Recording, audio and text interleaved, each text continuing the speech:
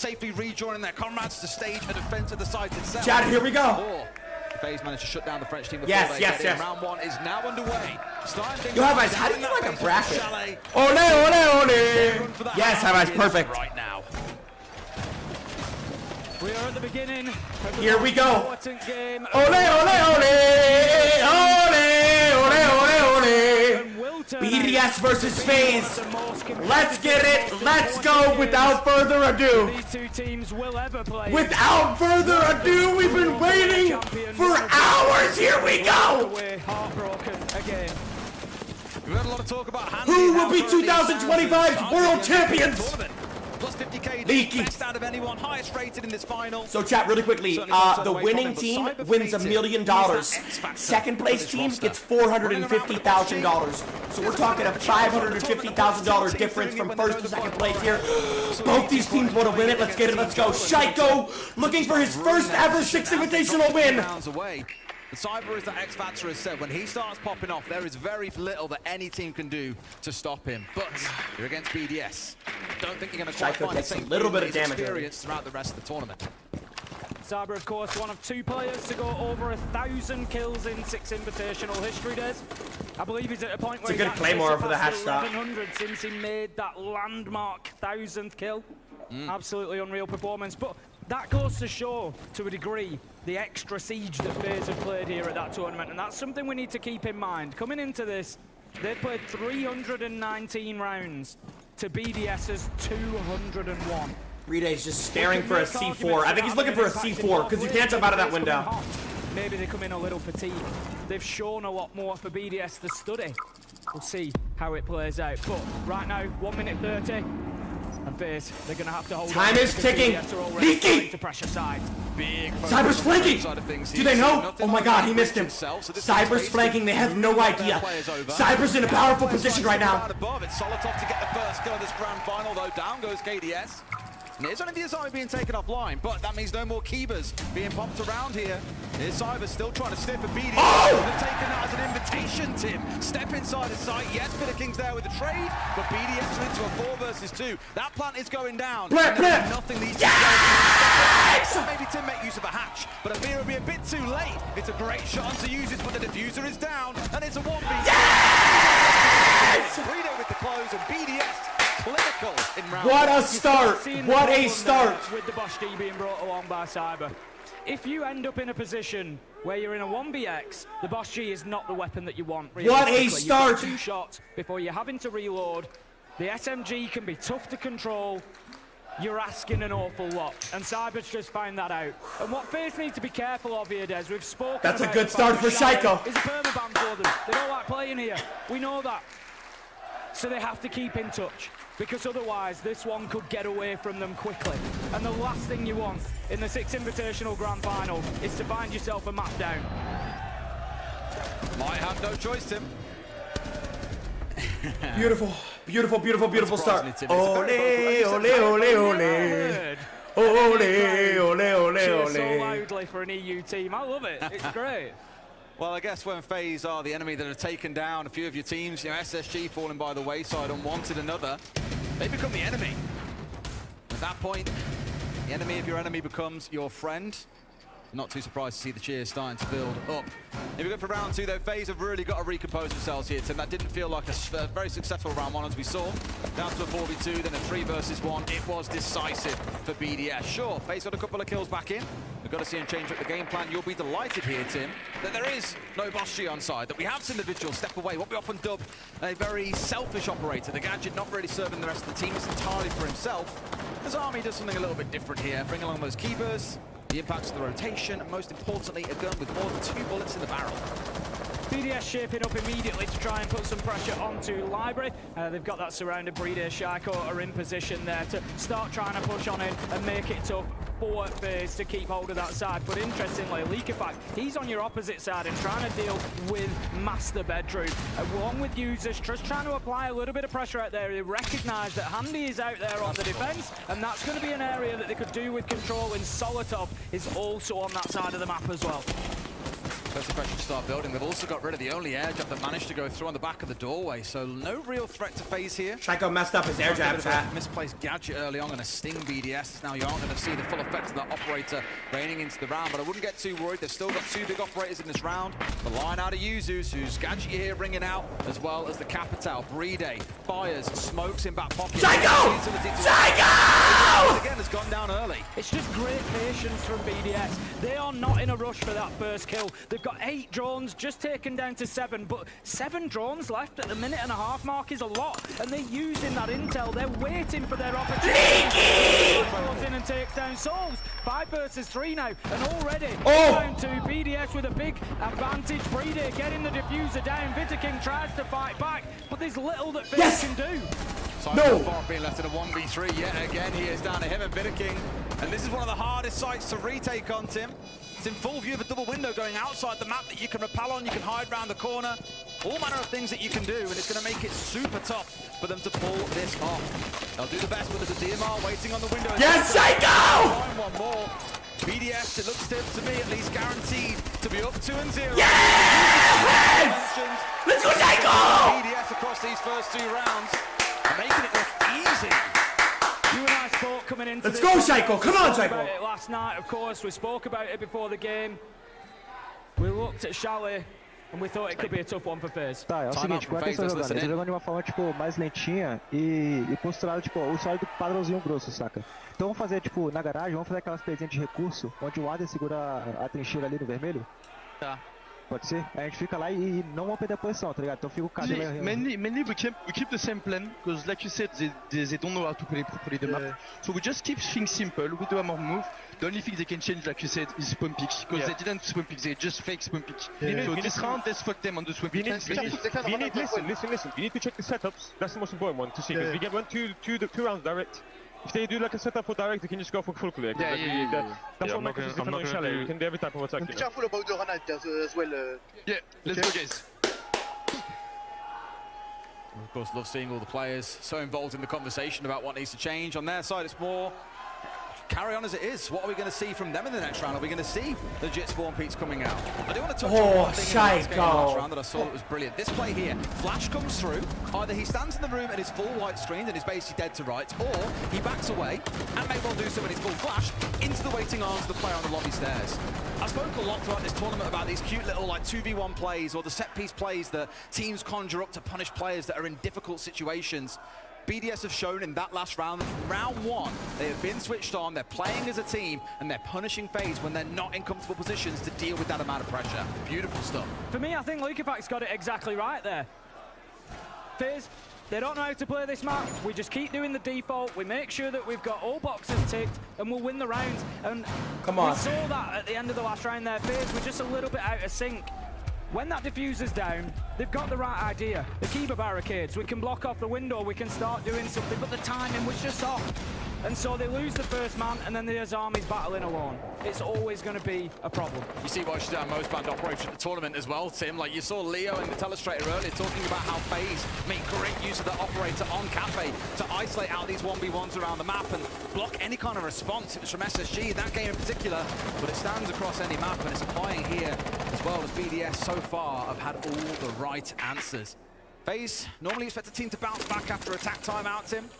Really try to dig themselves in this very heavy anti-utility setup. Shields being down, ADSs were my magnets. They've always got the Warden dancing around on side 2, whilst also trying to impede BDS behind these mute jammers, behind these electro claws. Something tells me, Tim, though, this French side are not going to be stopped. No, like I said, they just seem to be ticking every box at the minute. Solitov working across that top floor. They're attacking onto basement here, but of course with the Ram just wanting to 2 minutes left. Inside a fireplace. Faze is doing a good job of wasting time right now. It makes it very difficult for Faze to keep themselves locked in that position. Looking across the Faze positions, they've got 3. One's actually KDS has just gone back to site. They're all starting to just filter back now, and that should tell you the pressure that they're feeling from BDS. Solitov was speaking about this full clear, or the potential of it based on what the setup was going to be, and he's pretty spot on here. Full map clear from BDS, top down working through, and every single player of Faze is now back on site. I spoke about this being the sort of thing you'd expect from Faze. They wouldn't play aggressive out on the roam. It's not really their style. They'll drop away when pressure starts to build up. Won't play their lives. No. They'll always find themselves back on site. No. Unless they get punished by BDS around the map, which they're giving absolutely nothing. In steps the decoy of the Iana. Shyko is giving over a bit of info there. Was there a player in connector? How many players are inside of sight? There's no one in connector. There's 2 in sight. And now his team will know that information as well. Time is ticking for BDS here. 1 minute 5 left on the clock. They start to get. He was pinging the Cade is what he was actually doing. He was pinging the Cade. Just in behind those metal shelves. He's the one who can peek around that corner. He's going to look to be supported from Wine as well. So the push is going to come down from Shyko. Come on, Does he have an answer to Cyber in that position? Come on, it's a Shyko. little head-to-head that we've got going on here. He wants to find that space. He wants to find that availability, that possibility to get in there. Users. He gets him the kill, and that might just start unlocking things for BDS. And Cyber steps across there away from the shells and just fully exposed himself to the breach. A massive risk he was going to take, but I think knowing he was tucked in there and there was no utility around him, remembering our ADSs and magnets were up towards trench. Pay the price. Now, King has tried to get a bit of a flank going on, but BDS are no slouches, Tim. They're not going to fall for that. You can't just walk at them. KDS is there yet again for BDS. Our best trading team at the tournament when it comes around to kills, and now getting the diffuser down. Had to peel off for a second. 2 left for Faze. Can they play spoiler? Yes! Cannot. No! C4 though, no, it's out of the air. Bree ain't going to be able to stick this one. He shot the C4. He just saved his life. He shot the C4. They're up 3-0. And I don't He saved his life, chat. Breaks on this train. BDS just looked fantastic that round. In reality, Handy was a concern for me. I thought, you know, what's he going to do here? Is he going to be able to drop down and cut that out? But no, not at all. I hear Fresh has got a few words to say to us. Professor, what you got? We saw that BDS have picked into Chalet. It was a big risk for them because they could have gone to Bang, but so far it's working out. We heard Leakyfact talk in the timeout. These guys don't know how to play this map properly, and we're seeing that evolve. The big thing to note for BDS on the strategical front is they're playing for the path of least resistance. They're seeing that FaZe Clan are going out. They're extending across the map, big multi-layered extensions. They're going for the minimal amount of space possible and keeping it as simple as possible. So far, They're taking the least ground possible. They're taking only necessary ground, and then they're watching the flank. The Faze, they've had the timeout, a chance to make right the wrongs. Dude, they're playing so perfect right now. For them, and this could be a bruising second quarter of the game. Faze have tried that downstairs site twice. We're going to step away and try instead going in towards kitchen and dining here, Tim. Does still mean we're going to have to see some top floor control from Faze. It also means BDS are going to have to challenge that. Because you can't really afford to defend the site yourself, or it's not the most defendable. You've got 2 options, maybe 3. Extend out laterally and play the rooms surrounding the site itself, or you go above. In this case here, it's about going above. It's about taking that vertical control, ripping up BDS looks so good right now. Calling in the maintenance man to fit some new ones afterwards, I'm sure, but making sure first and foremost that you get every kill or get that diffuser down. So for BDS, it's about top floor. Keep an eye on what happens up here, because knowing the amount of windows and the excellent set-piece plays that you can play around this top floor, you're going to see BDS excel when it comes to teamwork. Drone's just being cut down again, but again, Faze not doing, I picked up on it earlier, Des, not doing a fantastic job of taking those drones out. BDS have brought even more along. 3-0 chat. With Twitch, they're going to have an absolute abundance of intel ahead of them here, and BDS are showing how great a job they are doing at using that. They're picking up the entry kills, they're getting themselves the man advantage. They're doing everything that they need to here on Chalet. What we speak about a lot with BDS is their love of Dokkaebi, with 3 of their players having her. Nice! Way to dodge that. Played operators, not just throughout this tournament, Tim, but across stages, across majors, it is a consistent part of the gameplay. Whenever you see that phone call come out, look around the map, because something will be happening. In this case there, it was Users getting himself up onto the window, making sure no one was close to try and blindside him. Managed to get the barricade broken away, and others moved at the same time. That second one's now about to come online for Leakyfact. Next time you see it ring, you may well say it's time for us to go, and all of BDS spring into action. Here it comes. They're just waiting for other utility to head on in. They know they've got somebody to deal with out on Solar Stairs. KDS is going to take a lot of damage, and here they go. The Blackbeard is going to push it. Take the Kaid down. Yes! KDS, this is absolute poetry from BDS. Cyber, he manages to put the stop on it somehow, taking down Shyko. That's the Brava offline, but BDS, they've just grabbed so much control. They put a lot of pressure upstairs, forced players downstairs, and then executed onto them and isolated players who were up towards that top side. Yeah, that Solar Stairs player was dead to rights, map control. Nowhere else to go. It's again a beautiful bit of team play where the Blackbeard comes in from one side, 2 players come in West Main, they punish a player who's split in the middle. Plant's almost down! Yuzu's plant now going Plant's down! BDS once again back on top. Tim, they've got the highest plant percentage at the tournament, and across these last few rounds, well, it's gone down 3 times so far. Which is even above their plant percentage, 31% coming in. So yes! expect, you know, maybe 2 out of 6 rounds, but no, they are just going for it every single time. Faze just cannot stop them right now. The angles are being held. Users picks up. Yes! Finds on as well, and BDS, Des, they are absolutely flying. Well, if there's any future debate, Tim, about picking your best map or your opponent's permaban, I think it's pretty fair to say you should probably go and pick away the permaban. As it stands, Faze. Yeah, pick their permaban, bro. They're like punching dummies, Tim. On BDS are in the gym now, just getting to flex the muscles a little bit, beat down on some poor punching back, they can't fight back. 4-0, chat. And I imagine for Faze there's an element of saying, look, we don't expect to win this first map. We expect it will go away to the other side, then the real series begins in their eyes. But for BDS, Tim, it's still a 1-map advantage they'll have. It's all well, that's exactly it. It's all well and good thinking that. And yeah, you know, that's part of the advantage of coming in through the upper bracket, that you get that first map choice. But the reality is, this is going to have a big mental impact on Faze. They come in here, like you say, it's not just about being 1 map down. It's the fact, look at the method by which they're going to be a map down. They're getting smashed right now, and that is not a good start for them when they've come in with the heartache that they had last year in this final. They've got to center themselves. He's so good, chat. Liquefact is so good. It's best of 5. Chat, it's a best of 5. Getting 4 or 5 rounds. It's best of 5. Will go a long way towards doing that, even if they then lose it.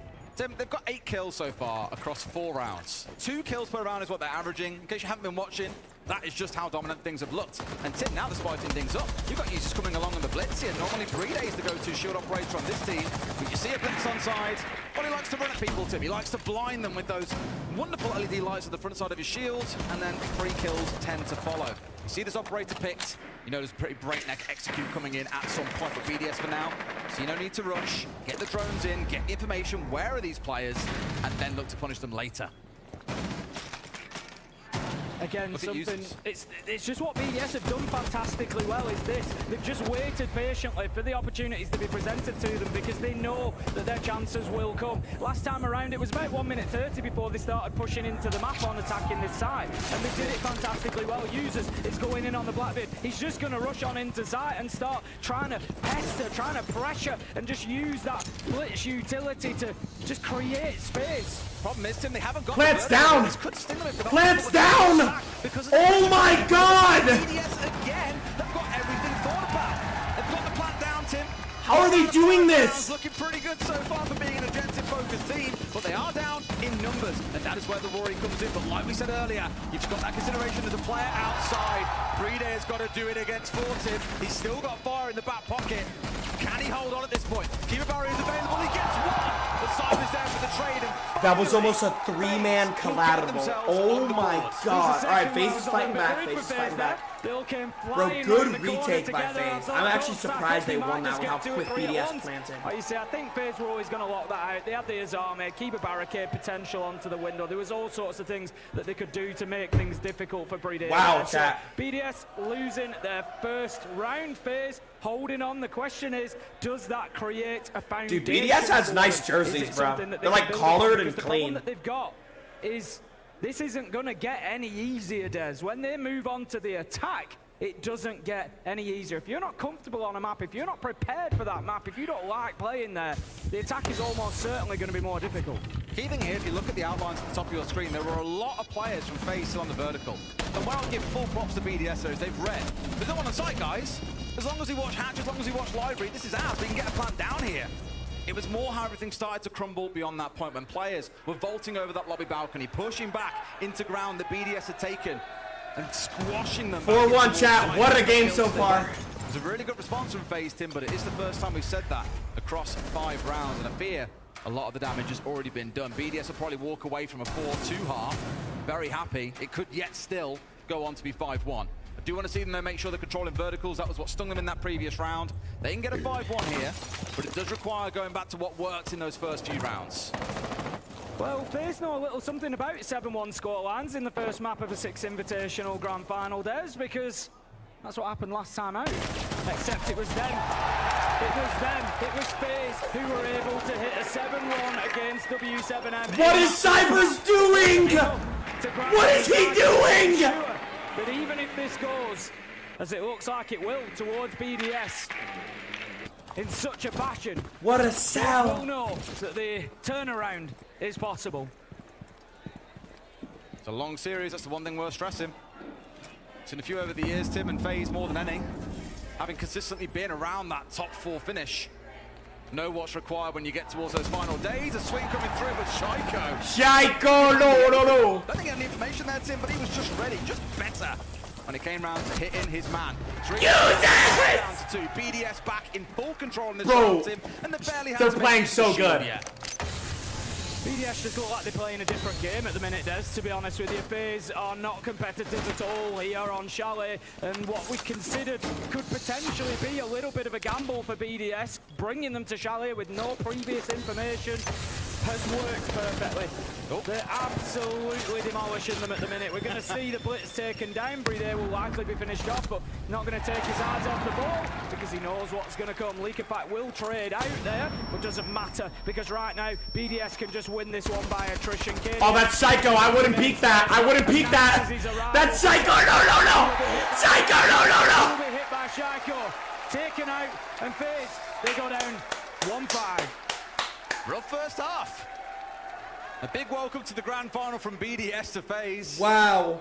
You know, it's your permaban guys, and it has not looked strong so far. I think we have a slight tech issue on stage that will get rectified in just a moment. Are they saying overrated? The second half can continue. Definitely worth stressing, Tim, for BDS. Again, knowing it was their map pick, you can see why. They look incredibly comfortable. All the little bits of moments of team play, the smoke that I touched on earlier on in the earlier rounds on towards the bar gaming site, and the immediate jump in from that lobby window to get an immediate trade. It's happened time and time again across those rounds, and it just feels like W7M did not have a response. They're going to have to find one now, Tim, and I think in a way there's a bit of blessing for them. They're going on to the attacking side, and being on that attacking side, you tend to control the tempo a little bit more. I can't see BDS being that team that are going to spawn peak. All right, I'll be back. Jinxie, there's a tech pause. Fix the delay. Yo, guys, I have this delay on so I can play the tourney later, so I can play Roller Sunday later and not have to reset stream. That's why I have this delay on. I'm gonna go pee, chat, okay? I'm gonna go pee. Tech pause. I'm gonna go pee. Tech pause. Smart siege here. They just need to hold their angles. They need to make Faze do the work. Make Faze come to them. We heard them in the tech timeout. Liquefact saying they don't know how to play this map. We just need to play it default. We need to, you know what, the famous saying, don't interrupt your enemy while they're busy making mistakes. And that's what BDS just need to do now. Just sit back and just let Faze play into them.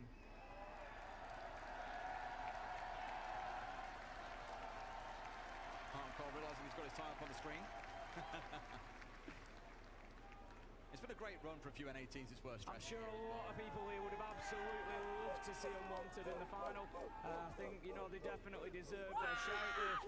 They definitely deserve their spot in the top 4. Absolutely phenomenal performance from Hot and Cold Dream and the rest of the boys. It was a real run to watch. I think all eyes will be on that roster now and which org they go to. I've heard there's been a lot of sniffing around them already, and you can't exactly blame them. I'm sure there has after that. With the kind of performance they've had. I'm sure, as always, Tim, post-SI roster shuffles are always fun one to watch. And there will be a few to keep a close eye on.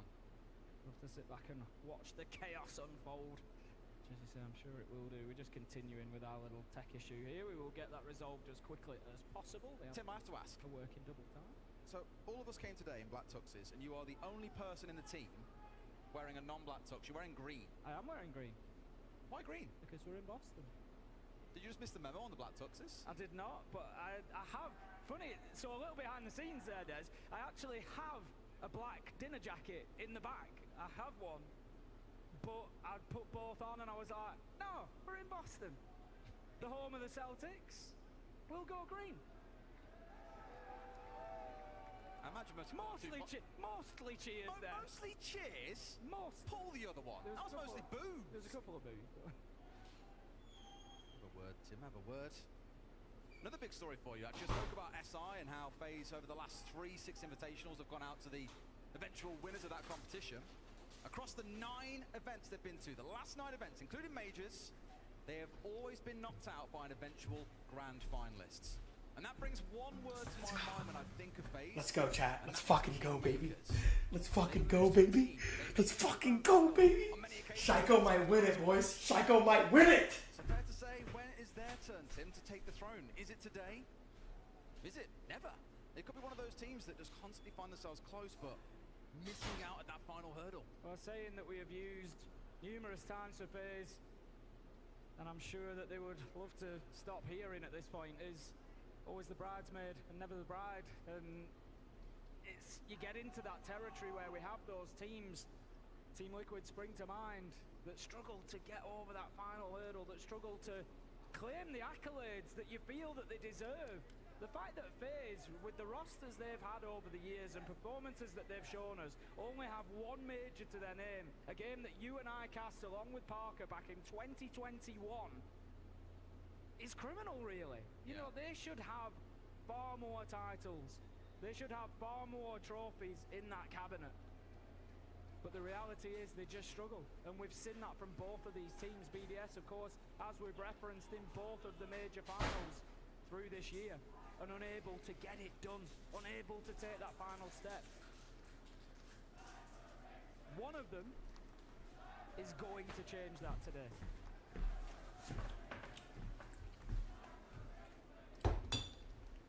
Cyber rage quit, Mr. Champ. I'll tell you what, guys, I'll give it to you. That's a far more Let's go. chat than most of the things you've heard on North American soil historically.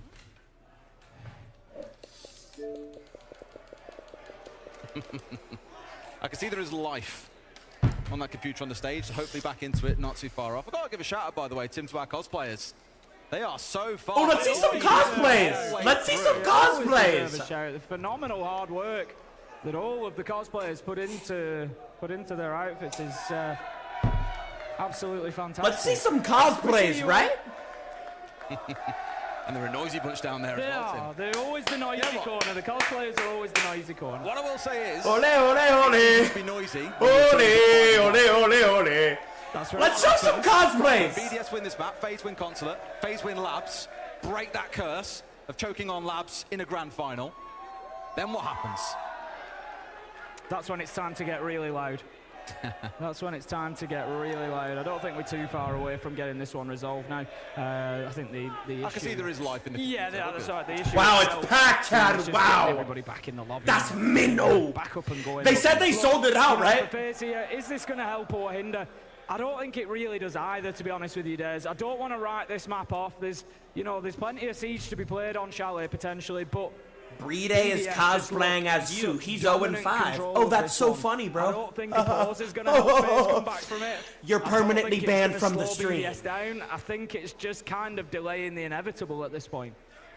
It is. Although, like I said, when you switch sides, Tim, I say it all the time.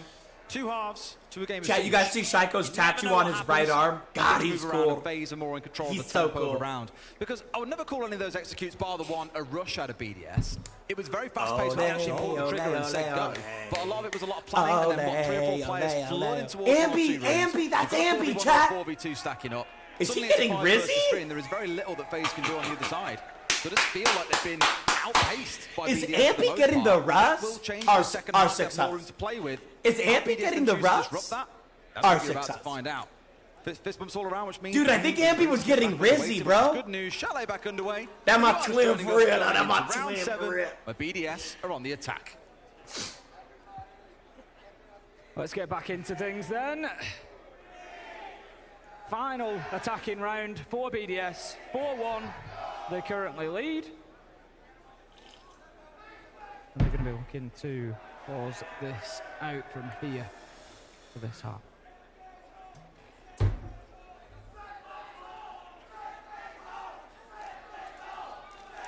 Dream! Dream! Yeah! Dream! Yeah!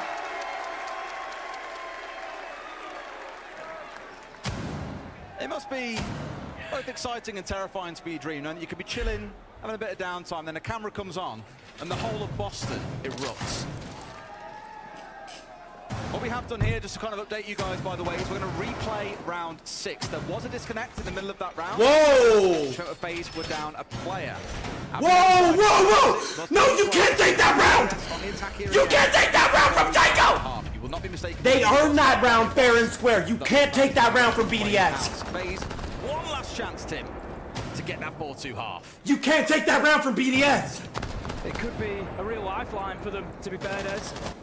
These things happen, and they just need to knuckle down here and try and get what they can out of it. BDS, of course, looking to just repeat that same situation. They're going to be pretty confident that they can do that, given everything that they've been able to accomplish so far here on Chalet. They're looking to get themselves straight into Library again. They just don't really give Faze any breathing space inside of the map here. It's fine, BDS. Go out and win it anyways. Out in Piano, they've got somebody over towards sort of fireplace side. They're trying to hold the entire map, but BDS just always seem to have a contact point close to them.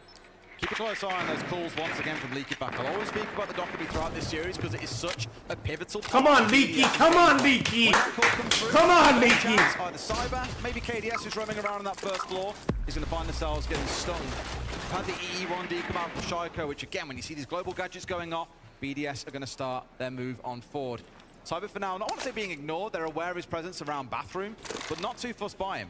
First call comes out here. By the looks of it, there's a focus on towards Mez from a couple of players, starting their move forward from BDS, taking ground with it as best they can. He's going to be looking to push in here, Leakerfact, take a little bit of ground, get himself up towards the wall at the bottom of West Main. Just again, it cuts off rotations for Faze. It's just all about making it difficult for them to get back to site. These players now out in the map, of which there are two, Vita King and Cyber, they've got to make a decision here. It's going to be tough for them to get back. They either kind of go back. Time's running out, guys. We got to start moving now. Time's running out. Let's move. Or alternatively, fuck! they play their life. No, that's bullshit. This should be 5-1. He's going to play his life down there. That's bullshit! They can't take the round from them like that. I'm being serious, bro. That's fucked up. Comfortable in this round 6 defense. Holding on, but low HP. KDS being picked up at the back, and Breede's got one more, but no. That is fucking rigged! Across the Faze at 3 versus 1. They might be throwing a bit of a Okay, it's not rigged, but it's not rigged, but like, bro, come on, bro. That is bullshit. Bro, BDS earned that round. Save it. It's a lot of work to do to him. In fact, it's going to require an ace in the round. Bro, okay, yo, it's not rigged, but bro, BDS earned that round, dude. Where the strengths were. They flooded them, bro. And as soon as it got to that 3v1, we're just going to disappear from sight. We're not going to give him his fights. No, they can't. Come and find us, and then use that. Bro, it should be 5-1, bro. Against him, and close it down. They replayed the round because Cyber's disconnected before he died, and it caused him to position. die. 2-4. I think that's a bit Yo, of chat, they replayed the round because Cyber disconnected right before he died and it caused him to die. But you can't take that round away from Shaiko, though. They still earned the round. They did nothing wrong. EU team to kick things off in this one. As it is, they've still got a majority share of the rounds. And moving on to the defense of their map choice, a map that Faze don't usually play, you gotta still favor BDS here. All right. Goes back to all the things we spoke about before that tech pause, Tim. Faze on the other side. What's up, brother? I've been told to say, Tim. The big one for me is a BDS going on to that defensive piece. Again, it's Faze who now start to control the pace. They're the ones to get a bit more breathing room, a bit more time to think in these rounds. Let's wait for BDS to spring it back on them, though. Come out with the Vice. No, not right now. High Vice. No. A lot of things to slow down. Faze as well, looking towards the Tuber and the Kaid here. But also, of course, get him off the screen, High Vice! Also doing a wonderful Get him off! Faze have got quite a bit to work their way. Now! I'm not bluffing. Now! Cyber being very cautious there, knows that his life is extremely valuable on that thermite. There is the ace to back him up of KDS. I can still see you, Mike! Having both available isn't the end of the world here. Downstairs is a site where you can actually breach loads. You can breach into the main entrance here, but then you want to go around the rear side. Get off the screen! Trench, breach in from the bottom of Get off the screen now! Really open the whole thing up. You've got a hatch for God damn it! Been done with that Mike! you may want to play onto as well. So having both of those hard breaches alive to at least give me my stream back immediately. Round defining for Faze here. If they can keep them on the board, it's a round that becomes very possible. If not, it becomes extremely difficult. Well, we've seen a lot of capital throughout this game as well so far, Tim. Both teams running it. Of course, it is this first round for FaZe, but BDS, we saw it coming out, what, 3-4 times back in that first half? Making excellent use of it as well. An operator that are back an awful lot as well. Believe in the fire, the smoke, the secondary gadgets, 3-speed, decent gun. Brings so much to a team, and I wouldn't say underappreciated, but I don't think enough teams really leverage the strengths the Capital can bring along to a team. Keep an eye on handy and where those gadgets start going. For now, at least, it's a nade being rolled in by the Blackbeard to help try and clear away this wall so they can get it open. And sure enough, Tim, they've done that, but I mentioned it to Brow. They're just going to slow things down. BDS, I think, really reading into the fact that FaZe are a slow team, Tim, and they can punish them here by running that clock lower and lower. It's inevitable that the wall is going to be breached. BDS knows yes, on the top! About forcing FaZe to rush. And look at the setup that BDS have got here. It's great. Playing in behind those Kiba barricades at Pillar makes it really difficult. The breach at the bottom of West Main means that the Azabi is pretty much locked in there, but KDS, he's given himself away there. He's got aggressive onto Blue, but BDS, they've took their eye off the ball there. Cyber manages to come down main and get himself a double. FaZe is coming back. FaZe might just be back in this one. Cyber can be that guy. Tim, I said he might be the X factor, but now isolated. The Kiba barrier stopping any pressure coming in from this trench side so they can turn attention towards Cyber.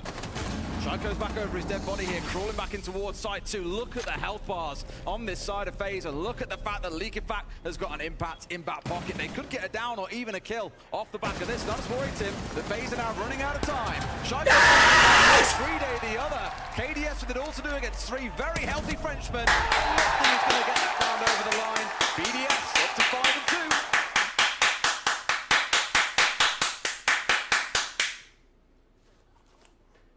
Case it. Is that real? Oh my god, it's him. Case it. Should have played with us, Case it. Rounds. And FaZe, they never did anything to disrupt Liquifact. I talk about these primary positions that defenders take up. That was his primary position. Defenders choose to play in the most powerful spot for them. In behind that pillar, behind the Kiba barricades, was exactly that for Liquifact. And at the beginning of the round he's there, at the end of the round he's there. We've got to do more to disrupt BDS. I'll give Jesse J. Chick a shout out for this one, Tim. But handy, yeah, you've basically got it spot on, guys. You've only got the ward earlier on, Tim. Come on. So far, he's 0-7. Lock in, chat. Just when they needed him most, he vanished.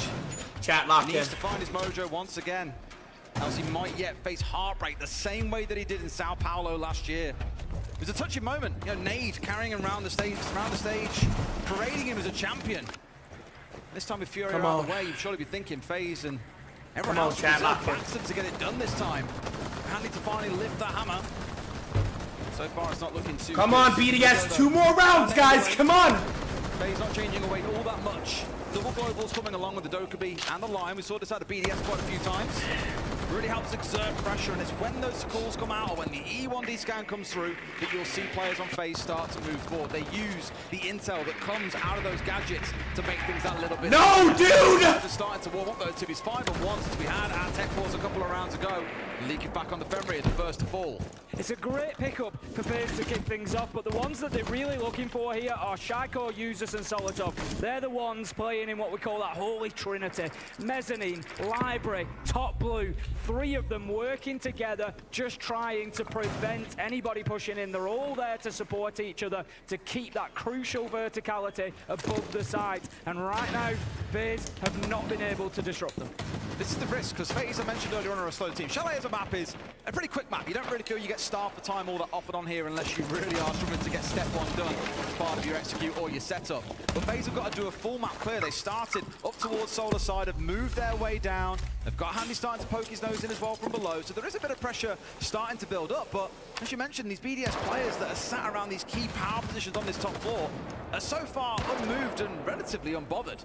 Vidaking on the Blackbeard's going to be the one trying to make Licky got first pick, guys. He's going to start applying pressure and hopefully making plays off the back of this utility coming in. They've caught out Shaiko here, Tim. Brede gets one back, but KDS will not be stopped. The second in the no. That top floor hold that I spoke They're about, choking. They're choking. They're choking. Increase the pace here. They're choking. They're choking. They're choking. They're choking. They're choking. They're choking. They're choking. They're choking. And FaZe are getting themselves themselves at least. Oh God, no! BDS is actually gonna choke on the main stage. For the Brazilians, Des. Starting to cook a little bit, Tim. Still 2 rounds behind. This one's a big round. You and I speak about round 9 an awful lot during our games. Because if BDS win this one, they're up 6-3. You've got the home straight is there for you. Win one more round, you can afford to do something a little bit crazy, a little bit cheesy, and catch the other side off guard and get things closed out. If Faze win it, they're only 1 round behind. They're back in striking distance. This one is the big one. The mental and, of course, the scoreline at the top of your screen. They're actually choking, chat. As we said, 2 halves to a game of Siege. Faze looking much better on the Chat, attack. they're actually choking. Wow. Just see the flood on into sight at the end there. Handy picking up the last. He did pick up on his current stats within the game, Des. That's going to do something for him at least. Get things moving with a couple of kills. And like I say, maybe that's the catalyst that Faze are going to need, not only to get themselves back into this half, but back into this map. 5-3 then, BDS, as they will continue on their rotation. A failure to hold on to gaming, we'll see them move across to dining and kitchen. Sure, keep them rotating through their sites and see what you can stack up. I think Kitchen and Dining was one of those sites we looked at. It had some crazy stats, right? The most defender-sided on the map, if not in the game. I forget what the strange one was we were looking at. I'll have to dig it up and have a look at it for our next map. When we get into a break, dig up some more numbers for you guys on how different maps play out throughout this series. That reminder that there are 5 maps for us to work through. You can see them all at the top right corner of your screen. Thank God he didn't kill him. Heading at what stage in this series? This first one They're being choking. BDS and Faze not having a chance to ban it away. You can kind of see why. That was a They're actually gonna choke move. this. BDS to flicked on Faze in that first half, but they are now starting to cook things back in once again. Seen quite a rise of Finker as well, Tim, it's worth stressing. BDS have played it quite a lot, Shaiko on it quite a few times throughout the competition. Faze following the same, but with Souls being the one playing it, even though he doesn't really play the hard support role directly anymore, he's not the one going in and getting the diffuser down. Still more playing towards the back line of his team, so I expect a more supportive Finker coming out in this round from him. See if Faze can get themselves another entry. They were able to pick up Leak Effect to open things up in the last round, and then that man advantage really did pay dividends for them. This time it feels like they're just struggling a little bit more to find the space that they need, all still outside of the map mostly. It's going to be Souls looking to get aggressive here and start pushing forward to join Cyber. The pressure starting to mount here on BDS. Souls, Handy, they pick up one apiece. Solitov digs his heels in with a trade, but it's not going to be enough as Faze continue to just wash over BDS right now. 4 versus 1 Wow. in a matter of Faze came back from 4-0. You're seeing exactly the same strengths coming out of Faze that you saw from BDS in that first half. A 3-2-1, you saw your man. A 3-2-1 countdown, the China numbers almost gets away with it, but Handy with the close. Batman with the 25 gifted. W Batman in the chat.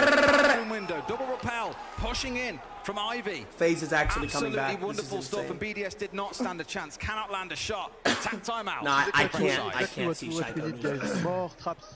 And we have to play maybe more aggro at the early and fall back together, but we have to take 1 or 2 kills before to fall back, guys. But traps so fucking important right now, okay? Yeah. They want to play full exec, full shield. Okay, it's fine. Let's go. I think we need to play like, do not give space, do not need to figure out set, but we don't give space, and when they push us fully, we just full push together. Yeah, So we can do exactly. classic strats with Brady Kaid. I think Josh, you can play mute or you want to play traps. What's the side? Basement. Après Capcan.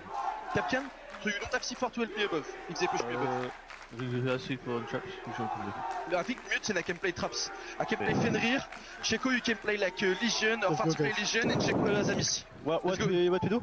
Basement. Do you want me to go? A stack up on traps. As we go down to that basement site was the call for BDS. They realised that even if full shields come along, that can respond.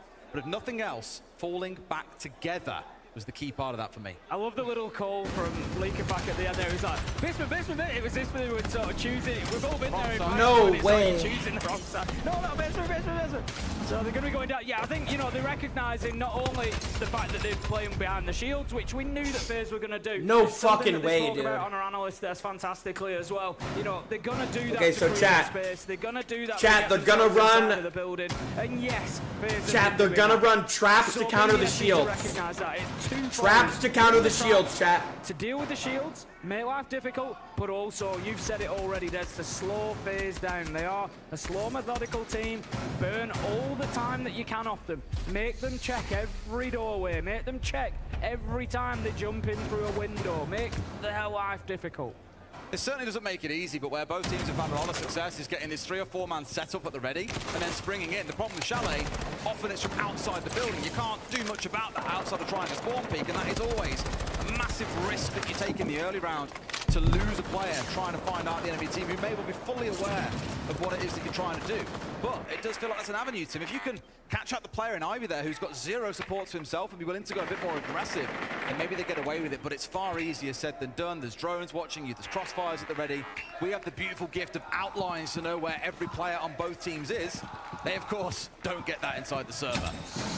Shaco's currently trying to hold on to Mezzanine. He's being supported there from Blue Stairs by Solotov as well, so these two going to have to really work together. Liquefact managed to pick up one out in Piano. Nice! It's a huge start. The book is gone. Remove some of that verticality. They do still have Andy. Nice! KDS will be taken out now. No more EE1D scans. Andy does manage to pick up Liquefact, but the damage is done. It's 4 versus 3 to BDS. One more round puts them on that all-important map. Faze are just jumping in through windows. They're just asking for Shaco to take them down. That extra aggression from Liquefact has made a difference. We were speaking about it a minute ago, Tim. Be willing to push into them before they get set up with 3 or 4 players. Liquefact's done that. Yeah, he's gone down for it, Tim, but he's taken 2 players offline. It's forced 1 player to push by himself in library. You saw Shaco unchallenged behind a keeper barrier. Get that free 1 versus 1. A much better round from BDS. The Faze, yeah, they've got a lot of the round to work with, Tim, but BDS have done the right thing. All fall back on towards site. We play off each other. Knowing there are 2 players left, they're in trouble. They might have the RAM gadget, they might have a phone call, but they haven't got a lot of hope, Tim, of getting this one over the line. No, it's going to be very tough from here. They've got to use what they can, and at the minute, that is time. They've got a minute left on the clock, so they're not in any... Oh! However, it does get a little bit more desperate as Breeder hears that boogie drone getting put down. He knows that they're up above in fireplace, and he just uses that sound fantastically well to pinpoint accurately, put that nitro down, and get the kill handed. Trying to get anything working that he can here, but on low health, he's got a low chance of doing anything in this round. I love how earlier on, Tim, we had that moment of saying he's 0 and 7 in a game where they really need him. He collected 5 kills since that time and hasn't died, but I think the crowd know it, Tim. With that champ building up, that he is dead to rights. May get away with 1 more kill in the round. BDS are going to swing on him as a bait with a flash. Surely he doesn't collect all 5. Not when he's got about 15 HP to his name.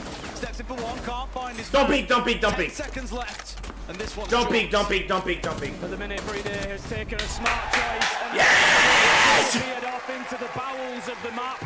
There was no chance that Andy was 3, but Shaco, he made doubly sure. You know how he can guarantee no more One kills? more. He'll just take Candy down. So, BDS move on to map point here on Chalet. One more round, chat, one more round. What I will give to them, Tim, is they've looked better this half. I was very worried in that first half. They were going to get rolled over by BDS time and time again, but naturally when things swap, this is also, of course, an attacker-sided map. One more round, chat. All maps in the tournament are defender-leaning by stats, but amongst the pool, Chalet is one of those that actually has seen more of a lean towards the attackers than some others. Consulate, one of the maps will step too soon, actually. I think over 60% defensive win rate, so you've got to have that as a consideration when we get One there. more round, chat. It's like we said, you know, coming into a map that's your permaban, if you can come away with 4 one more rounds round, there, chat. that's really not the end of the world. If you get smashed 7-1, 7-0, then yeah, that's going to have a big, you know, effect on the mental. But I think Faze, like you say, they now go into this area, this region of being able to think at least, look, it's not a map that we play. We've done pretty well there. We've got 4. We've been competitive. And I think that's fine for them. No team, I mean, every team comes in dreaming that they can win this 3-0, but the reality is, they don't expect to, I don't think. They know in a 5-map pool, it's going to be tough to just get consistently all maps that you're just going to go through. You're going to win all 3, straight out you go, job done. So, Faze, they won't be too cut up about losing this one. Solotov across onto one of our Come on, Psycho. operators, usually doing the same on the other side. I mentioned him because Castle is actually his most played defender on this map. BDS making good use of it. Love seeing our teams make use of Castle to open up new angles for defenders to be able to safely rotate through the map. Of course, there's also invite potential baits from the attacking side, which is one thing you have to respect. Really looking to make life hard. Liquefact being on that Azami, that third architect stepping in. Come on, chat. Looking for straight phase here. So they have to have a lot of Come on, chat. Come on, chat. Come on, chat. A Zofia, a Flores, an Ash, all these operators on side with all this utility that will help them clear through a lot of the gadgets stacked up by BDS. So it's going to be a slow, frustrating round for Faze, I expect. Unless they pull the trigger and say, screw all that, we're going straight towards site. But by the looks of it, they are making sure they're clearing their way through first. Yeah, Solotov being underneath Library is going to make that difficult for them. That's one of the areas that Faze are currently trying to get themselves into. They do manage to deal with an important bit of utility there. Those Selma chargers just able to take down the mirror. That gives them a little bit of a line in towards the areas that BDS are trying to hold as well. So Faze right now still have problems to deal with.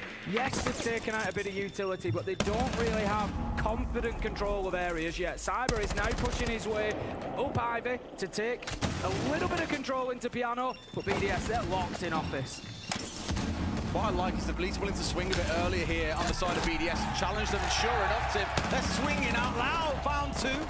Liquefact losing out on his challenge onto Handy on the bathroom window, and Cyber's in. Got the backstab in and brought things down to a 3 versus 3. I'd wager a lot of the damage has been done by BDS, so you're taking away 2 players. Almost a third going What are they doing? BDS side though, use this low, and now finished off. We're into a 2 versus 2, Tim. Does it end here, or do we go to 6-5? There's every possibility for Solotov and Breeder to hold on to this. They've both got themselves back into Dynig, so they're going to try to lock this down from sight. The problem that they've got is that there's 40 seconds left to go. We've got Cyber above with 2 more of the Ash charges. We've got 1 more soft for each charge, so they can still keep opening multiples up. Huge kill, Solotov! He gives them the opportunity. Gonna drop off the noise. Solotov takes it. Well, another Castle barricade, but got around his way here through the long corridor and isolate 2 separate 1v1s. They know exactly where he is at Tim. I don't think he's got time to go upstairs here. We've got 15 seconds left. Gonna have to full send it and make something happen. And this ain't looking like the way to get it done. He's gonna try West Main. BDS will wait. And this first map looks to be locked up to be theirs. Winning out the 1v1.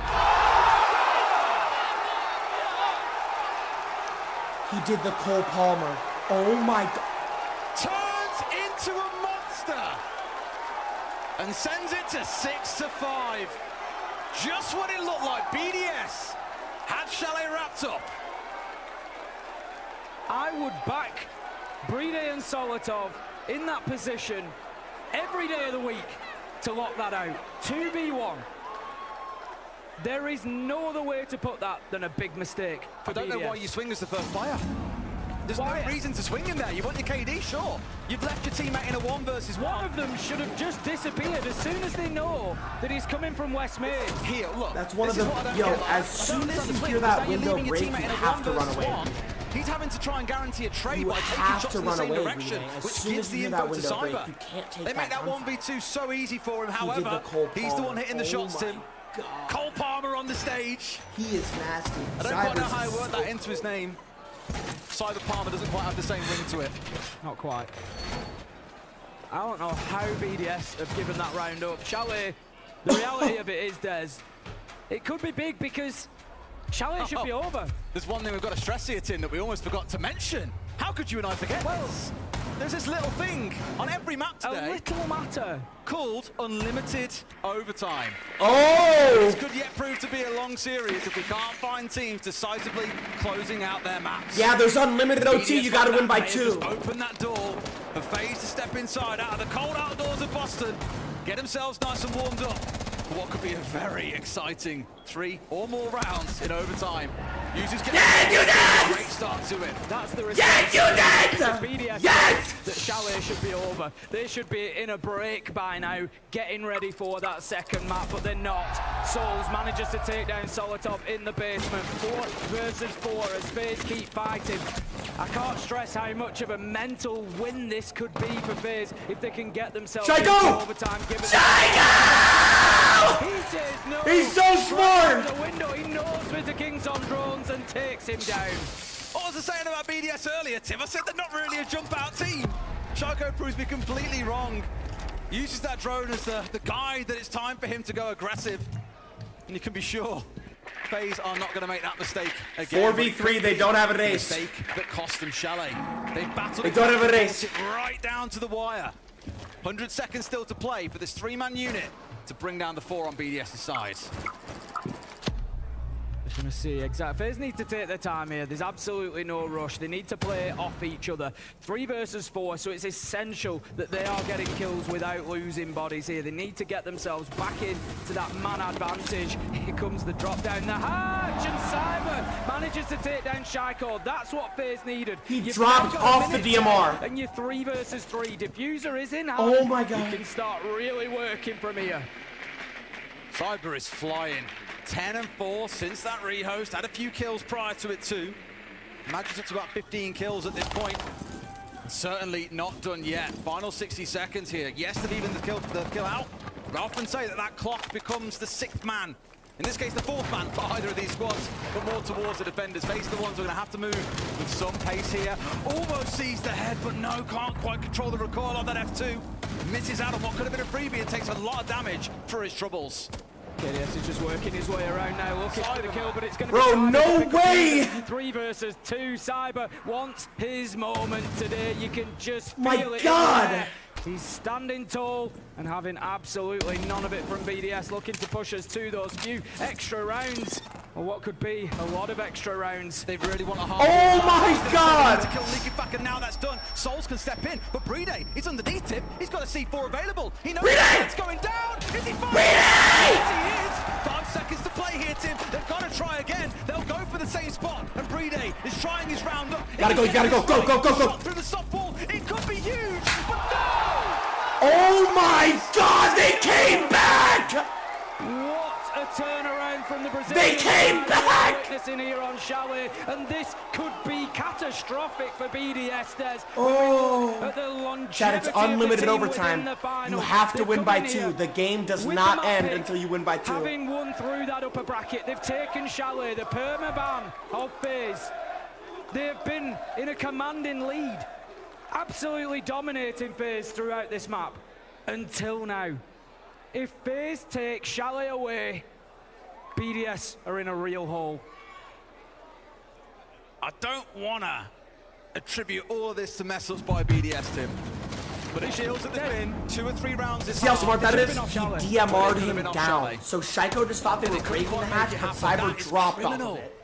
Beautiful bit of team play This again, is because Brody at one point, play. I think it was KDS This who is stepped Brody. out on towards the main breach, going for a swing onto the player at the exact same time that Cyber came in from the office doorway. A good 2v1, but Bride, who was sat back inside the master, was the one who dipped away, was scared of losing his head to Cyber. FaZe actually came Cyber back took for that that's massive gamble to swing insane. in, knowing that Bride could pop up That at is any time. insane, boys. Rewarded with a Insane. kill.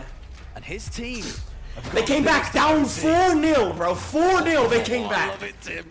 On a map they haven't played 1 time at SI. Oh boy. Oh my god, oh my god. They look like Oh my they god, got oh my god, it. he's bumping Shaiko, he's bumping Shaiko. Oh my god, oh my god. The counter, spawn peak, aggression, whatever you want to call it. Oh my god, FaZe is gonna win. Onto the Capitale. FaZe are Wow. running rampant. And he gets away with his life 5v4. Shaiko dead already. Over BDS. Nothing that the EU side can do to slow this. Reflex, think of the 5 gifted. FaZe is that is such a good read on how this map has played out. Both teams have struggled to defend. They've sat back. They've let the other team jump on them in 4v2s and 4v1s and punish them time and time again. The way to respond to that, as we spoke about earlier, is to get aggressive. There is nothing more aggressive than spawn peeking someone. Shaiko's offline, the Capitale gone, tons of utility removed. I mean, nobody expected this, bro. A FaZe fan or a FaZe player. Solotov getting KDS from underneath, but there's a trade there immediately. Cyber's 12 and 5. Giving them nothing. And who else? Cyber, there for his team once again. As a reminder for everybody, in unlimited overtime, we're looking for 2 clear rounds. That is the key. So FaZe need to get 2 rounds without response, as the BDS. If either team are going to take Chalet. You have to win by 2 or the game does not end. Cyber's on 16 kills so far. It's a big ask to go on and break a kill record in the best of 5, but if he carries on playing like this, then we do see all 5 maps. You just never know. Every possibility, that much is for sure. Right now, FaZe are looking pretty comfortable. They are dug in inside of sight, and they're just going to be holding their positions. They're inviting BDS to do the work now, and BDS, they've got to find some answers. They've got 6 drones, they've got the utility that they need. They have to stay patient here. 1 minute 15, there is no rush. They're going to be sending in the Retero drones from Leakerfact to try and soften things up a bit. But the really important thing is the next kill. It desperately needs to go BDS's way if they're going to turn this round over. Surprised they didn't swing him. That Fenrir, Zara's a bit of a bait. Yes, now screaming out Leakerfact though. He's just a little bit better, Tim. In that gunfight, down goes the King. Wait! Be around, slipping away from them, and now wrenched back from Faze despite the start, despite losing Shaiko. The rest of the boys have pulled something together, but Cybers is still alive. He's been a monster on Cybers is still alive. Gonna see his man here going aggressive. Oh, but looks he went at the wrong time. Bride makes amends for last round. Flash coming in deep. It's like an exact reverse of our last round, Tim. Souls is the one left scrambling. Plant going down, and Leakerfact's got his number. Let's fucking go, BDS! Up to map point. Thank God, bro. Thank God. Showing some great resolve there to get that round JC7, who did that? The clock was ticking. They were coming in who just did that? Final minute, and then Who just did? No! We've seen him do it. I want him banned! He just drags them back into a round. I know my eyes are not deceiving me. I know I saw a 7. I know for a fact I saw a 7. And then I know I saw that. And that's what's important here. They all responded. I know I saw that. In solid fashion. And right now, Faze, they find themselves on the ropes once again. I just love the irony of seeing that round play out exactly how the prior one did that saw us go to OT. A single player sat inside a master against 3 players planting on half wall. Beautiful stuff. BDS gets to kind of take a bit of revenge there for the previous, but now... Come on, BDS. One more. And we know how defense has gone so far. It has not been pretty. Come on, BDS. Faze here, looking to take a big bite. One more, BDS baby. And send us on to round 15. BDS did win their defensive basement back in round 7. They were able to get it done. Again, remember in the round, it wasn't a terrible round for Faze. They were able to pressure BDS. If you remember, it was the one where Cyber dropped down main stairs, went in, got the double kill. And BDS did take their eye off the ball a little bit. The one thing that I commented for Faze that could be the difference maker here is that they failed to disrupt what BDS wanted to do. Leakerfact was able to just sit behind Pillar for the whole round, able to play that primary position. Faze, they have the shield of Black. Come on, chat. They've got the Capitao, they've got the Maverick, they've got everything they need to be able to disrupt BDS and prevent them playing those power positions. Now, we've seen a few Swiss cheese moments at this tournament so far, Tim, not always to the greatest effect. In fact, it was Bride. And they faced up against SSG, I believe it was, who managed to get a swing round on Labs despite Fultz being sat on the main breach down in basement of Labs. Spray down Benja before he could get away with the diffuser going down. Similar attempts here, of course. Faze, I can't imagine in a grand final want to let that one go away from them. KDS already being threatened from above, but 2 players below knew what was going on. And that's the entry they need. Leakerfact off the board. 5v4 for Faze on the attacking side. And they're really going to start bearing down on BDS. Yeah, the loss of the Fenrir will mean that any FNATs that are activated will be locked in. They're not going to be changed now. Beat us, son. Not necessarily at the end of the world for BDS. If they had to lose anybody, losing the IGL, let's Leakerfact concentrate. Let's him take in all those different viewpoints here and try to build that picture of exactly what Faze are doing. BDS are already under a little bit of pressure here. They've got the verticals just being worked above them slightly. They've got Faze now relocating, looking to pressure. They know you're there. You got to get out of there. BDS, Useless, get out of there. Get out of there. Take a little bit of damage there. And here's a big kill from Cyber. Once again, managing to take down users 5 versus 3. He is unstoppable this map. If Faze walk away the winner, Tim, I'd say he was the difference because BDS don't really have that player right now. Bride's playing great, sure, but he's not the one who can make big entries for this team. He's a much more defensively minded. Come on, Bride! Say that. Steps out, proves me wrong. Handy deleted, and it's the Capitao that's taken. Second follows as Souls also falls down. Faze feel like they've stalled out a little bit. They were come on! Momentum in this round. They were pushing and taking space and finding kills. They know that there's one inside of blue. BDS don't need to get over. No! And KDS punishes it. Here comes the push onto Pillar. This is the kill. No! Again, who determines it's Cyber with a double. It's unlimited overtime. You have keep Chalet going. She's beautiful. Wow. It's unlimited overtime. You have to win by 2. You have to win by 2. Now, Tim. It's unlimited Both overtime. teams You had have to that win by 4-2 2, half. chat. My main worry is that attackers looked real hot on this map so far, as you'd expect. What a game. On Chalet. I mean, what a game. Faze, What a game, There was a dude. massive talk before the game.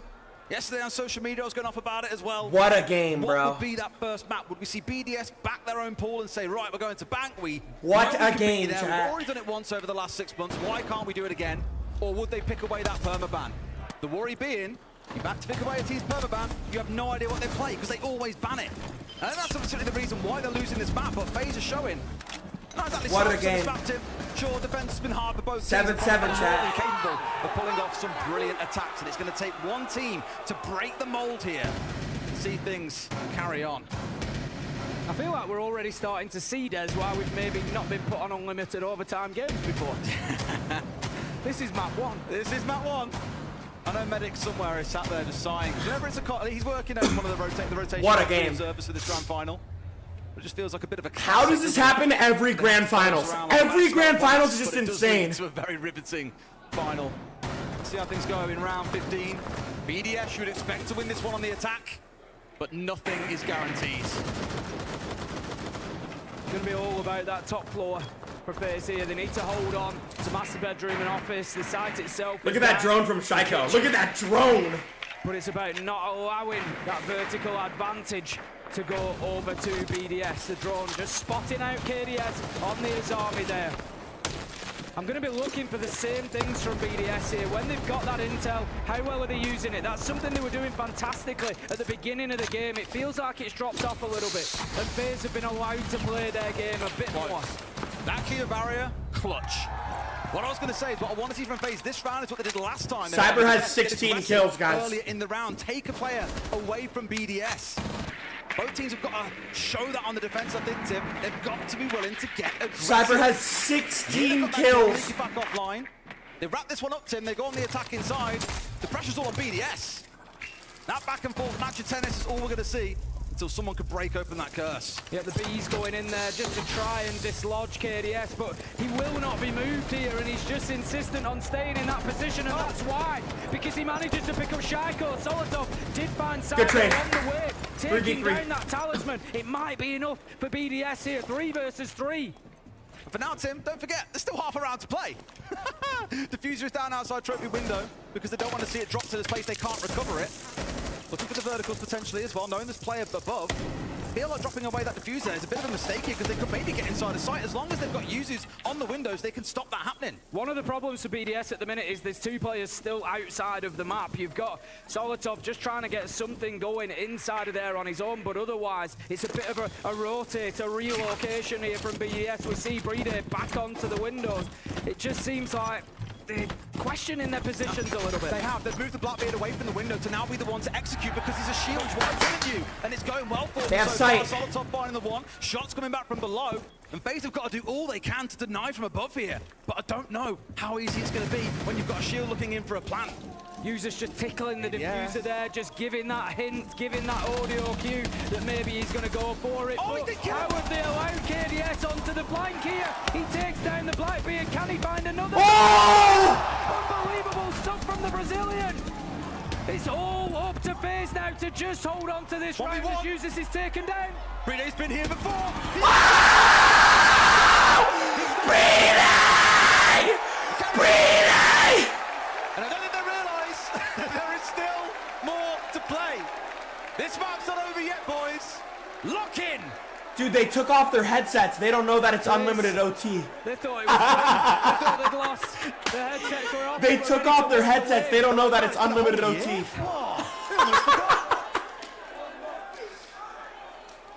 And now they know, Tim.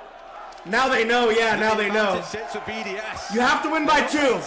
Have to win by 2. To what I've said a few times, Tim. BDS are on the defense. I want to see them go aggressive here. Take the gamble. That is horrific. Just horrible. Oh my gosh. Wait. Gotta He see shot him them through a from the tree? defense. Be willing to get up in Faze's face. Spawn peek him if you've got to. They've done it to you. Exact it back on the other side. Otherwise, they'll let Faze battle back in on this attack. We're back to square one. I feel like there's a point where Every time BDS have the advantage on defense, it's a huge risk for Faze. And I feel like it's a matter of time until BDS lock it out. So if Faze want to take Chalet here, they need to start winning some of those defenses themselves. All right, match point for BDS. The momentum here. There's a potential for them to win the attack here, go to 8 apiece, and then that's the defense that they need to be locking down, because every time BDS get the defense, like I said, it just feels like it's a matter of time until they come away with this. Their map choice, they were ready to play here, and I'd always put the advantage with the defender in that situation. Boston, are we back in Cyber and the rest of Faze to win this round to bring it up to 8-8? This might turn into the longest Pro League game ever, dude.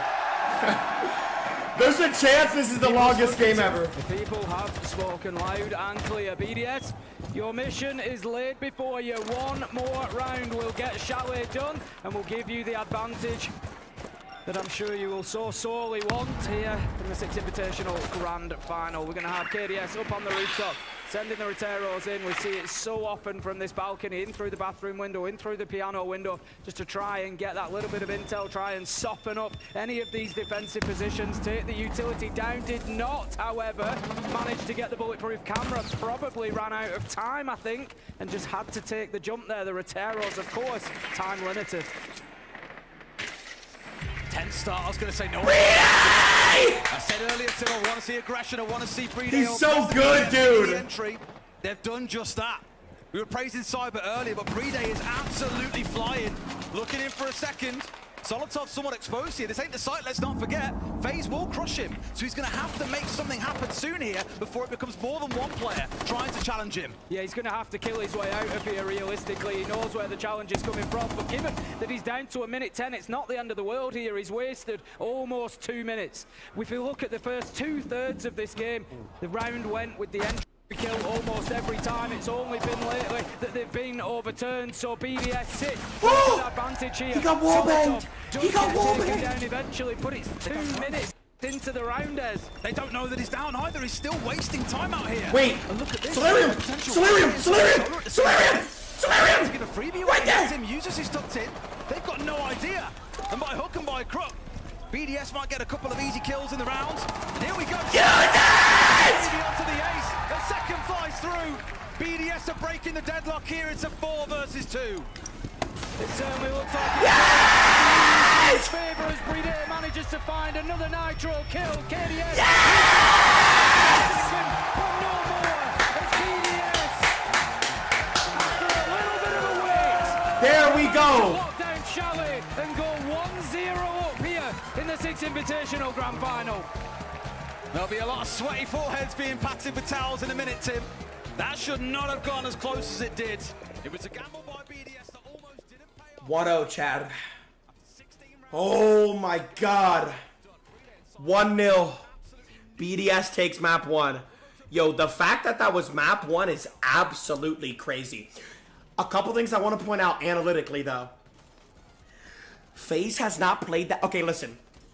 Because BDS was the #1 seed, they were allowed to pick the first map of this BO5 before banning. They were literally allowed to pick the first map of this BO5 before banning. So what did they do? They picked Chalet. Even though their record on bank was 16-0, BDS picked Chalet because Faze had not played Chalet a single time, and they instant banned it every single time they played it. So Faze should not have even came that close to winning. They played amazing. Like the back end of that game, Faze played amazing. So if you're gonna bet channel points on map 2, tread lightly, bro. I don't even know who I would bet on in map 2. That game should have been a blowout. And it was. It was a blowout. Now what I think fucked over BDS was they had that tech pause round where that guy's game froze up. That was super unlucky because realistically they probably would have won that round anyways. They had all the momentum. Then we had like a 10-minute tech pause. We came back into the game. And Faze, ever since then, they just had all the momentum. They had all the fucking momentum. So Faze should have got blown out on that map. The fact that Faze kept that map that close is kind of concerning for BDS. Yo, run the fucking predictions for map 2. Yo, Cyber Zera is an absolute monster. That guy, by the way, had 20 kills. He didn't have 17 kills. He had 4 kills, and then the game got rehosted. That guy had over 20 kills. If Cyberzera keeps playing like that, it's Rappingtons. Yo, manager, thank you for the tier 1 subscription. Run the predictions for map 2. This is going to be a long series. I'm fucking enjoying this. CEO, thank you for the prime sub. Drewski, thank you for the prime sub. Rave, thank you for the tier 1 sub. Manager, thank you for the tier 1. Run the predictions. It's very close. It's very close. A lot of believers in Faze. Dr. Mayo, thank you for the tier 1. Yeah, the thing that I love that they do on SI Grand Finals, I love that they do overtime match point. It's literally my favorite thing. Or no, not overtime match point. They do infinite OT, so you have to win by 2. So the games are like really, really, really long. Yo, 90 with the 10 gifted subscriptions. W bands. 90 with the 10 gifted. Type of W chat if you're enjoying finals right now. We knew this shit was gonna be peak. This shit is peak. I'm not gonna lie. We knew this shit was gonna be peak, bro. DT, the give the prime sub. We got Roller Sunday happening after SI. It's gonna be a good night, bro. Brevi, thank you for the 5 gifted subscriptions. Brevi, I appreciate it. Hyper, thank you for the prime sub. Zen, thank you for the prime sub. Chat, if you have this blue crown next to your name, you could sub for free. Which prime? So, chat, like I said, bro, Faze definitely has a little bit of momentum right now. They should have got blown out on that map. The fact that Faze kept that close is a little bit scary. Map 2, we're going into a map that Faze picked. So technically, I mean, these teams are both world class, so anyone could win at any given time. But I'm gonna say the edge goes to Faze on map 2. But you never know. Alex gifted 50. I don't even know what's going on anymore. Alex, thank you so fucking much for the 50 gifted, bro. I love you so much, man. We were at 69,000 subs literally like a little over a month ago. We're now at 90,000 subs. I fucking love you, Alex. Alex, thank you so much, bro. CX, thank you for the prime sub. Waves, thank you for the prime sub. Daniel, thank you for the prime sub. Trinity, thank you for the prime sub. Vance, thank you for the tier 1 sub. Ollie, thank you for the prime sub. Tomo, thank you for the prime sub. TTS Weez, thank you for the tier 1. Chat, we're back in 30 seconds. Map 1 was a banger. I'm not gonna lie. Sweezy, thank you for the tier 1. Glad, thank you for the tier 1. If you want the Jinxie charm in Rainbow Six Siege and no ads, exclamation mark sub. If you have that blue crown next to your name, you can sub for free with Twitch Prime. All right, boys, we will be back. Right at the back. Yo, Kaysen with the 5 gifted. That's my dog, Kaysen. Kaysen, thank you for the 5 gifted. I love you, brother. W, Kaysen in the chat. We're back in 10 seconds, boys. W, Kaysen, I'm about to go take a pee, chat. I'm about to go take a pee. Tarnish, thank you for the prime sub. Resets, thank you for the prime sub. Mace, thank you for the prime sub. BRB, chat. BRB. I'm gonna go pee. BRB, chat. BRB. Rowdy, thank you for the gifted. Sub for no ads.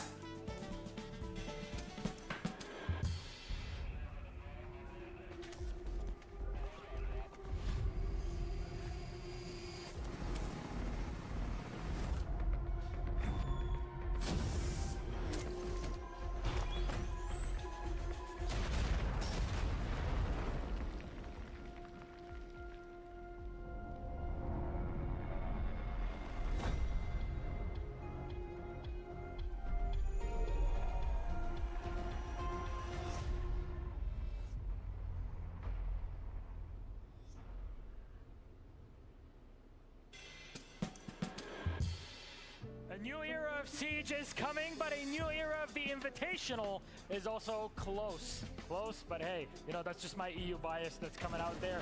BDS take map number 1 from Faze. That was Chalet. Their pick, the advantage that they get going into this final from the upper bracket. But my God, was it a back and forth to the point where Faze forgot that this can go to multiple rounds of overtime. Of course, I mean, thankfully Faze was able to bring it back, especially once they went down 4-1. It looked like all faith could have been lost, but Faze brought it back. And obviously, the reason why BDS picked Chalet was not because it was one of BDS's strongest maps, but because it's one of Faze's worst maps, and Faze showed up. I really identified this game as 3 different phases, no pun intended. The first one was BDS dominating, and Faze trying to recognize that they can build up their confidence. The second phase, after an amazing retake, was Faze realizing, hey, we can keep up with these guys. We just need to not get in our own head. And the third phase was Faze locking in strategically and being able to bring rounds back and focus on the in-round one by one, not overthinking, not getting in their own head. That's not what we saw at last SI. I'm thrilled that we're seeing their mental game so elevated in this first map. Yeah, again, the mental resilience here, we're questioning on both teams. When you're in this moment, you're in the grand final, what's that going to look like each map? And we saw both teams in moments where you could easily get lost up. That clutch that Cyber had realistically, that should have went to BDS. They could have closed it out here a lot sooner. But again, that resilience, that mental fortitude from Cyber alone. I mean, look at his statistics to do that clutch, to bring it back, coming back from a 4-1. Unfortunately, they don't get it done here, 7-9. But still, this is a very close matchup. I mean, especially going into the next map, it's not going to be one of FaZe's worst maps. So that was the hardest part for FaZe, and they did a damn good job. And Cyber, I mean, we've been talking about him the whole event, and what a time to come alive, obviously, on the main stage for that hammer. Hopefully he can change the tide for map 2. Beauty of it is you cannot count anybody out in a grand final such as this one. I don't think you can really expect maps to just be a complete washout because you got so deep into it. However, gentlemen, we're talking about the macro, about what happened overall, but Leo is standing by. Chat, to let's talk go, in bro. details. What a fucking thriller map 1. Talk about how BDS It was looked like consistent FaZe in was just attack gonna to find fucking shortcuts. dominate. And why is Or that no, the it looked like fact BDS was that gonna BDS dominate, and then Well, FaZe we're gonna brought take it an back, example bro. here. Fucking On round FaZe. two, KDS FaZe is here to forcing play, the dude. aggro, FaZe one is on here back to side. play. And he's gonna do something, and that's how we knew. Shaiko, go. Not yet. Relax. Don't get ahead of ourselves, bro. To everybody here that's cheering for Shaiko, bro. That's just one map. Remember, it's a best of 5, bro. Very strong. There's a lot of siege left to play. Superior, think of it the tier 1. Morales, think of it the prime. Amber, think of it the prime. The line of sight, double reinforcement. Holy fucking subbers, dude. KH, think of it the prime. Drin, think of it the prime. Superior Daniel, think of it the tier 1. I mean, wow, what a map. What a fucking map. It looked like a blowout, dude. It literally looked like a BDS blowout. And I don't know what FaZe pulled out of their strat book on the end of that game for a team. Alex, think of it the 5K abilities. For a team that never even played Chalet and SI a single time. Have us.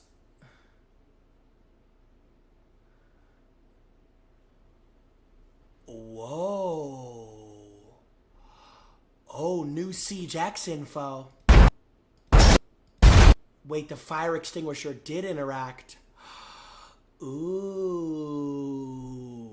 More Siege X info. How about you're carrying, bro? TH, think of it a tier 1. JT, think of it the prime. JD, think of it a tier 1. Don, think of it the prime. Bustin, think of it a tier 1. Ian, think of it the prime. L, think of it a tier 1. Appreciate y'all, man. Dead ass, bro. Appreciate y'all. Thank you, guys. I appreciate all the tier 1 subbers, Twitch Prime subs. If you have Twitch Prime, sub for free, baby. Sub for free, baby. You missed new Siege? No, I didn't, bro. I was fucking, bro, I've been live for 6 hours. I've seen everything today, bro. I'm not missing a fucking detail. Also, they're doing the full reveal on March 13th. They're doing the full reveal on March 13th, and I will be co-streaming that 1,000,000%. Rainbow Six Siege roadmap. A new era of Siege.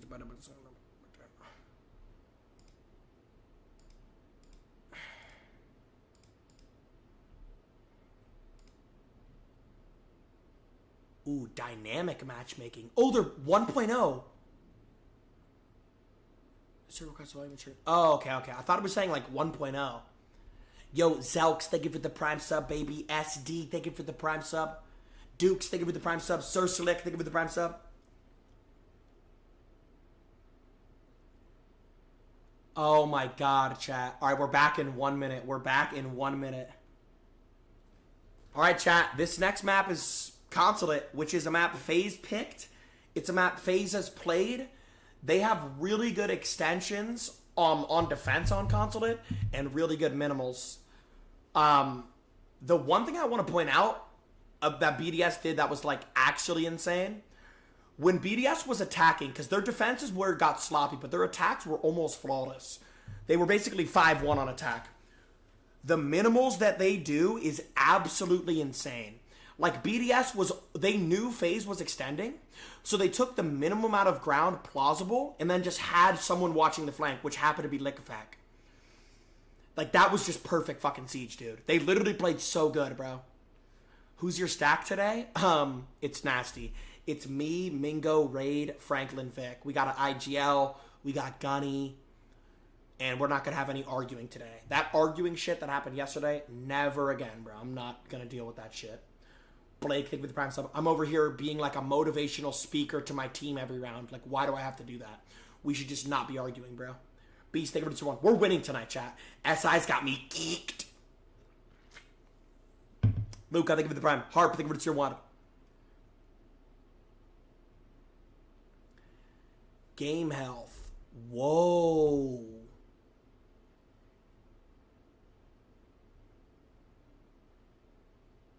They're reworking Hereford base. Ladies and gentlemen, they're reworking Hereford base. Do you know what that means? They're going to put Hereford base in ranked. They're reworking Hereford base. That means they're going to put Hereford base in ranked.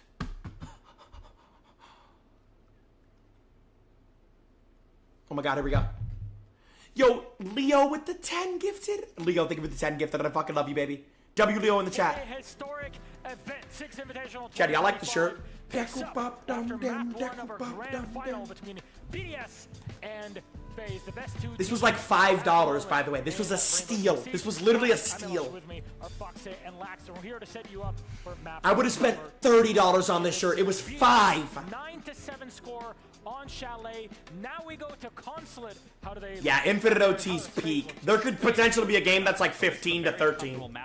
One thing that I've noticed Infinite OT's peak. On Consulate, they are so good at setting the tempo and the momentum through the entire game, and especially with them starting on attack, where we saw them falter on their defense, where they would rally back, come back on their attack. You gotta feel good coming into your map, knowing that you got. Yeah, I'm glad they're gonna give Hereford a rework, bro. It needs a rework. And again, that's gonna fall. Dude, this prediction's really close, chat. Blackbeard utility being used to be able to make a difference into the map and pushing throughout the sites. The shields are going to be a big play. I mean, we know Faze is the number Waste one of money? No, bro, this shirt is good. Their attack is what needs to stick. Consulate's a great map. This shirt is good, chat. They're very systematic, and Consulate is such a big map. You need to make sure you're keeping track of the time. You need to make I thought you were going to shave. I'm gonna shave. I'm gonna shave tonight. I'm gonna shave tonight. For BDS because I'm gonna shave tonight. This is one of BDS's worst maps, so it's the reverse from Chalet being picked out. And Faze did so well on that map. So this is going to be a great test. Jinxie volume? I have it low whenever they're yapping, and then I have it high for the game. Here, it seems like this might be an influential map on how the rest of the series goes. How are we expecting it to see? You know, I love that you talk about slowing them down. That's exactly what BDS needs to do here on the defenses. They need to be slowing Yo, down. Peck with the 10 gifted. Oh my god. Peck with the 10 gifted. Peck, thank you for the 10 gifted, baby. Appreciate you, dog. They need to slow down Faze. Are we tying at 1-1? Yes. I believe Faze with how well they showed up on Chalet. I think shave on stream. I might. Come on. I think this is gonna go map 5, chat. Chat, I think this is gonna go map 5. I have a strong feeling. First time getting said that during this final, Tim. Feels pretty good. I heard what the crowd said. I want a 1-1. Otherwise, you're on that path towards that 3-0. No one wants to see a 3-0 series. They want it to stay close. And for Faze now, you're away from dangerous territory. You're away from your permaban. You're onto your map pick. I'm in agreement about Faze there. I think they've played really well on Chalet. They've taken it. Yo, chat, look what I got. Expected. The undisputed best flavor of Gatorade of all time. That may well just play on the minds of BDS Lemon a little lime. bit. And I think we're going to see a very strong Faze coming into map 2. I forget who said it on social media, and if so, I apologize for stealing your words, but they were essentially saying, if Faze can get that close on a permaban, then you worry for BDS going into what the rest SI of the do you series. like more, this now, SI or last year's? This SI, for sure. This SI, for me, has just been more exciting because they announced CJX. Oh no, it's the Death Stare again. Not again. We had this yesterday, Tim. Cyber Intimidate. Oh, you broke broke it this time. Oh, he smiled. He didn't break face yesterday. That was the guy who dropped like 23 kills last map, by the way. That guy has a lot of aura. Back to what I was saying. Yes, it's a good map for Faze. This SI, bro. They announced Siege X, which like that literally made me horny. Like I actually was like bricked up watching that. I'm not kidding. I was bricked up watching that. And this SI have more of a connection because it's like Wouldn't surprise me. I want to see Shaiko win. The only SI that would make the only way that would make this better. There are two things. Experience of best of 5 grand finals. The greatest SI of all time would be like seeing Stomp and play in an SI or seeing Space Station play in an SI. But like I'll settle for like Shaiko playing in an SI because I've never seen Shaiko play in an SI before. It could be his first time winning a hammer. Also Spoit, you know what I'm saying? So those are like, I'm glad, like, because last year it was like, look at the prediction. Oh my god, it's straight 50-50. I have not seen that yet. It's dead 50-50. Yeah, this map's a coin flip, I'm not gonna lie. I would give it to Faze. I would give the, if I had to make a prediction, I would say Faze. But like, BDS could easily win.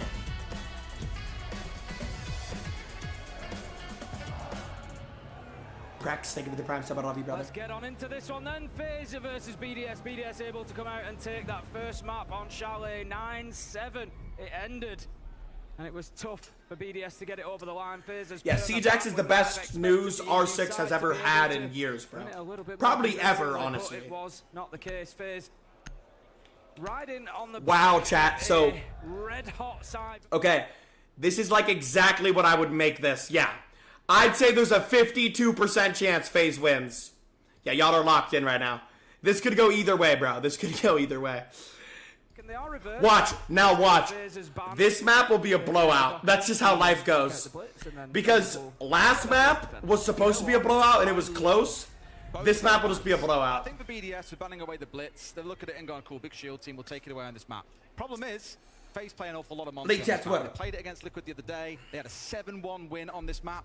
A little bit concerned for them, and in the one round they did play blitz. Sure, they walked away the winner. I think there's a little bit of concern coming back the other way. Whereas you flip things around and look at the Dockerby ban, I've said for, I can't even think how long now, Tim. I wish teams would ban Dockerby again.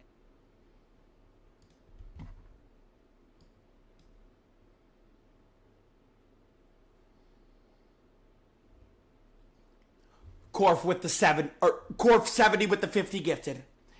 W Corf in the chat. Corf, I fucking love you, man. Thank you so much, brother. W Corf in the chat, bro. Problem is though, Tim, by banning away a Dockerby, what do you leave open? Deimos for Shaiko. So we'll see that when it comes around. But that, of course, will be taken. Oh yeah, I forgot they target banned Shaiko on map 1. Where BDS are on the defense, and we're starting down in the basement, Tim. I forgot they target banned Shaiko. BDS will have been the one to choose which side they start on. Not surprised to see the defensive side throughout. As we've said, SI, we have seen the defenders having a little bit more joy. It is lock in chat, let's go. 60.3% I believe it was until yesterday. We have until recently had metas that have been attackers at times, but 61.3% defensive win rate on this map. It is the most defensive we have in the pool. Defenders certainly having their day here at SI 2025. So we kick things off in the basement. We've got Leakerpack up on the top floor on the Solis.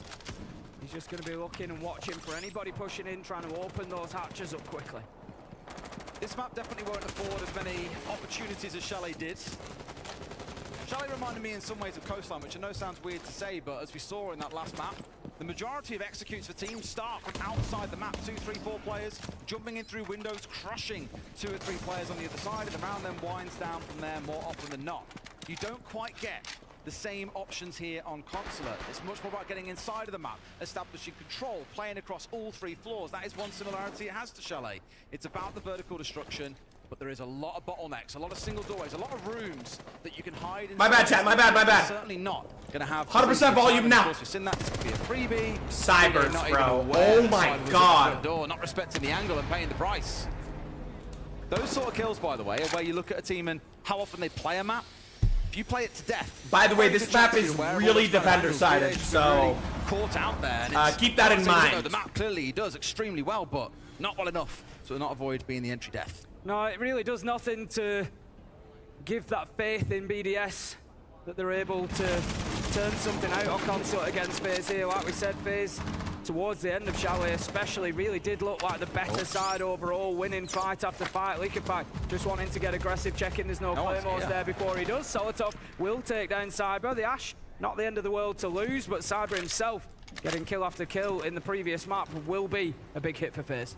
I do love how the respect has been shown by Faze here with the Jackal on side. Being willing to track down those potential roamers. We know that Liquifac's been causing a spot of bother. They get a sniff of those feet and they'll be after him. Saying that, Handy's already found him out a bit early. This is not good for BDS. Looking good. We get towards that spot now as those numbers dwindle for BDS, where the Jackal tracks become even more powerful. Yuzu's getting rid of the Jackal though. No tracks on side. BDS able to start digging in a little bit. It looked a bit wobbly to kick things off at the beginning of the round with Breeder getting caught out, but as it has gone on, as seconds have ticked by and wow, Shaiko's dead and uses his 1 HP. He manages to find Shaiko 3 versus 2 now, and Faze is starting to get aggressive from this rear side, starting to sweep their way across. Bit of Kings looking to push into security, but Handy has moved around. Solotov, he had to win that. He's tried to play aggressive and catch the other side off guard. It's not going to reward him. Into the last 20 seconds. All right, so here comes your Jinxie analysis, because I'm going to be honest, I love these casters, but I don't... They're really good at casting, but I don't think they know how important that is for Faze. So Consulate is the most defender-sided map in the game, and Garage is the highest picked site in the game, which means as of right now, February 2025, Consulate's the best site in the game, and Faze just beat them on it. Faze just took a 1-0 lead. BDS should be winning that like 70 to 80% of the time. So that's gigantic. That is gigantic for Faze. That's really fucking big for Faze. Your goal on Consulate attack is 3-3, but if you can get a 2-4, that's so winnable, it's insane. That defensive nature of the map, the most defender-sided one that we have in the pool, you never guess it based on that first round. You can understand why that is a gigantic round. At the start. Retweet. That is literally a gigantic round, chat. BDS themselves will be fantastic on the attack. We'll find out when we get there in that second half, because again, I mentioned it, without the Dockerby on side, will they be punished? Not having that operator that they lean on so much. This next round, Tim, they're looking super dug in as well. A Smoke and a Chanker on side. Whenever we see Chanker, we get a little bit, I don't want to say nervous about it or a bit worried, but we see it used mainly on the bank basement. Doesn't really deny away a large area of the map, mainly down to the fact that those fire canisters that come out are quite small. You can afford to run over them as an attacker if you want to. They have to be expertly placed. So we'll see what Brine can do in this position. Dug inside the meeting, offering it off towards the B site. Very fair to say, Tim, they're expecting a window execute on this site. Yeah, and I think it's about the best place to play the Tachanka for denial, really. The problem that we see with the Tachanka, as you say, is that accuracy issue. Getting them into the right place, getting those bouncers working in your favor. When we see he messed up his first Nomad, for example, it's not always that successful. They have one less Nomad. But here, you're talking about a very small space. If Faze were to try and plant in behind that half wall, it's super easy for the Tachanka to land that Shimika launcher in the right place and to make it a nightmare to put that diffuser down. As it is, Faze not quite stacking up for that push yet. They're in no rush, Tim. They've got a shield on side. That Monty that I mentioned back on that last map. Said that with the blitz being banned away, I would expect to see Faze running this quite a lot, and sure enough, Imagine Bit of King will be at the front of their push. Top Yellow going to be their focus, currently being stalled out by these smoke canisters as they come on through. Flash is being wasted here because they can't easily push their way in ticking without taking a ton of damage on the way through. Eyes on Souls, naturally, on the glass. Dodge the flash. A couple of smokes in his back pocket. When they come out, you know what happens. Enemy players start getting illuminated yellow. Dodge the nade as well. Wow. To kill them when they Solo's moving right now. He's gliding. He's gliding. In a tough spot there. He's going to find himself being pressured from bathroom window, but also Top Yellow. He's a real linchpin of this defense. Needs to hold on. This is the thing that's stopping the tide of Faze just washing over BDS from Top Yellow right now. In behind that shield, Users manages to find Handy. That is one taken down for BDS at least. 5 versus 4. Big for Users. He's tried to push forward, but he's taken half of his health in damage and needs to be careful with that. Comes in for BDS, and it's 4 versus 2. They are holding on. This is looking like a perfectly counter prep round, and we'll talk more about it when it's over, Tim, but it's looking like Faze are going to fall apart here. So much focus on those yellow stairs, and they've been completely torn apart. Cyber, with it all to do against 4 on the side of BDS, now giving nothing. That's how you do it. I said it back on that last map, Tim, with it being Chalet as well, that Faze will come in with a lot of counter prep on BDS. Well, here, BDS have read Breathe away, come on, breathe away! Breathe away!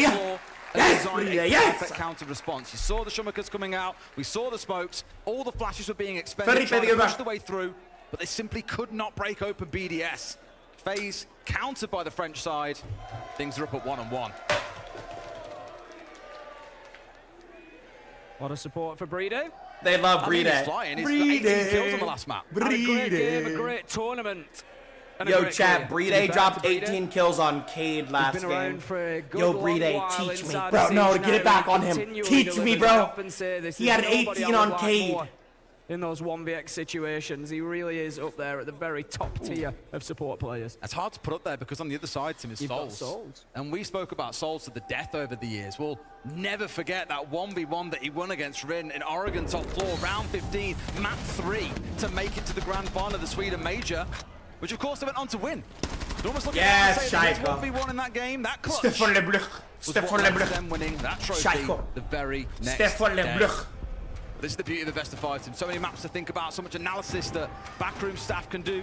Sure, BDS has been very look at that cosmetic. Over VODs of Faze on that's me. Well, it's not me, but it says Junko on this round. Heavy anti-intel setup. Brett, think of it as your one. Soulless. Trying to keep information away from Faze, which means they'll try and like I smiled every time I see it, you know. In back pocket. Anyway, Top the SSC pulse, get it. You want to have some drip. Great start, but if they use all 3 C4s, all Faze are about to execute with at least 30 seconds left, it'll feel like the strat is somewhat failed.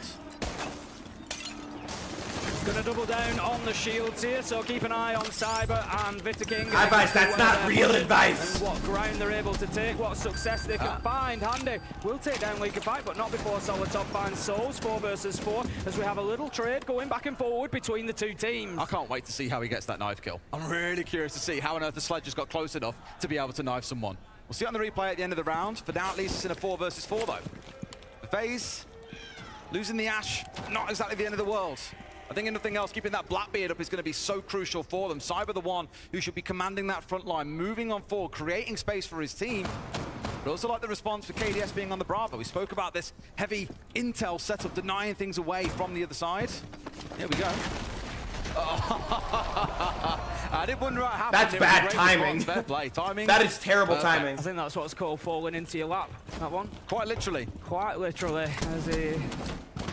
It's one of those where it'd be a panic knife from me with that. Just like absolute like terror, just hitting every button on like my keyboard. Hit die, and you turn around and be like, I meant to do that. Yeah, it's nice and cool. KDS just going to be working, trying to get himself inside of the closet. One knows there's a second, but Shaiko able to swing back across and pick up the kill. 3 versus 3. 3v3. Tell you what, Solitop's going to feel sold out by Shaiko a little bit there. Shaiko was the intended target, is dipped away. Let Solitop take the gunfight, then swung out and secured the trade. Say the BDS are good at it, but maybe not quite in that intended fashion. A C4 over the top, finding no one. Faze have been whittled down to 3 players, but they've equally managed to get 2 on the side of BDS. All things being equal, Tim, said if that utility was dealt with and Faze had a good amount of time to execute, they won't be too nervous, but there is still a C4 in Uses' hands.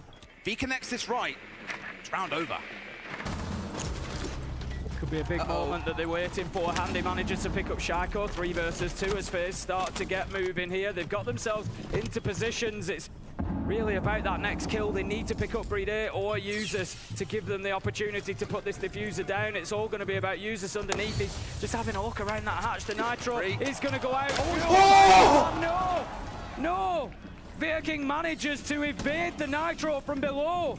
And now we'll start putting the plant down. Uses should have a shotgun here though to be able to try and challenge him still, but nothing's going to happen. Swing comes in. Wait! And Yuzus finds 1. 2 more to go. Sees his man, doesn't hit any shots, down to a single digit of HP. Good try, good try, good try, good try. 2 and 1. Right idea good try, BDS, good try. But Faze persevered. And I think that's what Faze are going to do throughout this map. They're going to grind BDS down. They're going to just battle it out in that Block, think of the prime, I'll be 30 seconds every time. And amazing try, amazing try. Over the line. We've got an early timeout coming in here, Tim. But let's take a listen. You have to focus more on your play style, on your things you want to do. Sorry, because you are too focused on what the other do.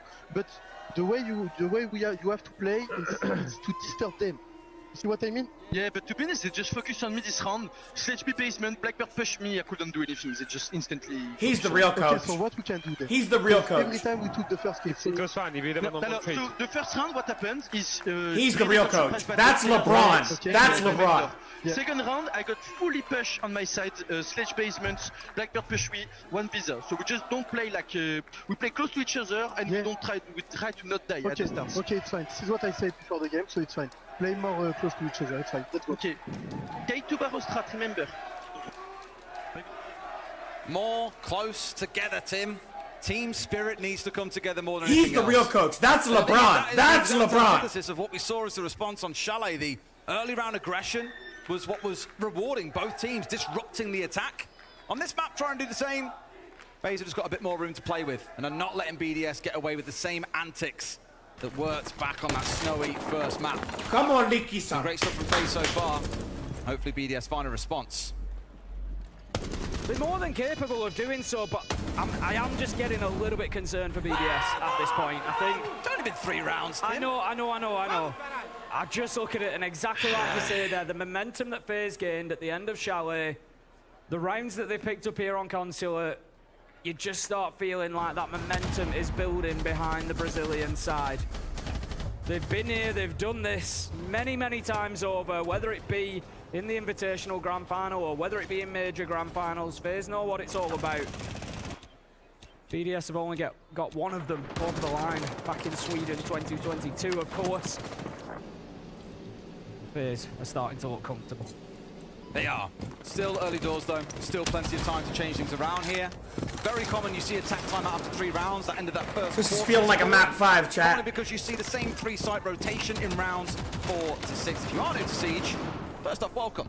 Second, once you win a site, you can't play it for under 2 rounds. You win the first round, can't play it again to round 4. And that's why you can divide the game up into quarters if you want to. Now, end of round 3, when you've seen 3 different sites, it gives you that golden opportunity to course correct what has gone wrong. And we heard Leakyfax speaking about what went wrong in round 1, what went wrong in round 2, and trying to devise a response. 1v1 coming out, and it's Souls. As much as they were saying about playing a little bit tighter together, Tim, that was Leakyfax trying to get aggressive, and Solotov isolated, punished on the mute. What's crazy there is KDS has literally just hopped inside the piano, got the kill, and then jumped straight back out again. The thing is, if the opportunity's there, take it, and that's good from Faze. We often talk about them being this slow and methodical team, but opportunity spotting can be a real important part of this game, and so being able to get in there and get that entry in that way is a big, big kicker for them. Choco's really ratting it out inside a server on the Scoffboss at the minute. I don't believe I've seen him play this operator before either. Maybe once or twice, but certainly not a common one. Got himself dug inside here, and he's been pushed downstairs behind. All that we heard them speak about during that timeout, Tim, about playing tighter together, is falling away. Faze carry on the onslaught that we saw. This looks like it's all Faze right now. BDS Keep in mind, this map is supposed to be defender-sided. They are dominating, dude. Answer to Faze's slow, methodical attacks. Charge on forward from Cyber as well. One touch inside the kitchen, taken out. Brede with a double kill. But he's got to get an ace, Tim. With 1 HP to his name and a jackal track at his feet. He is not long for this world.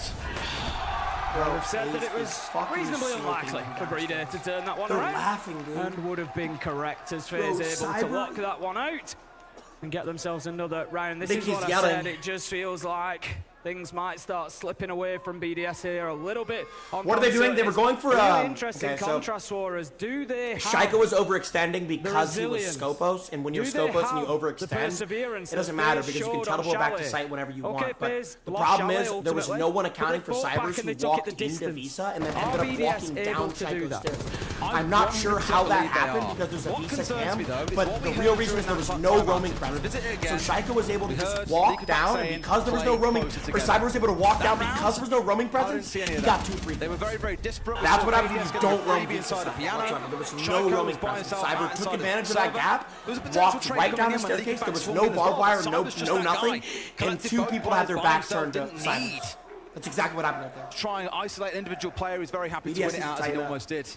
And I'm just concerned that the BDS, they spoke about things, they've set out a plan, and haven't devised the right response, didn't play it out properly, and they're paying the price for Tech it. pause, chat. Tech pause coming in here.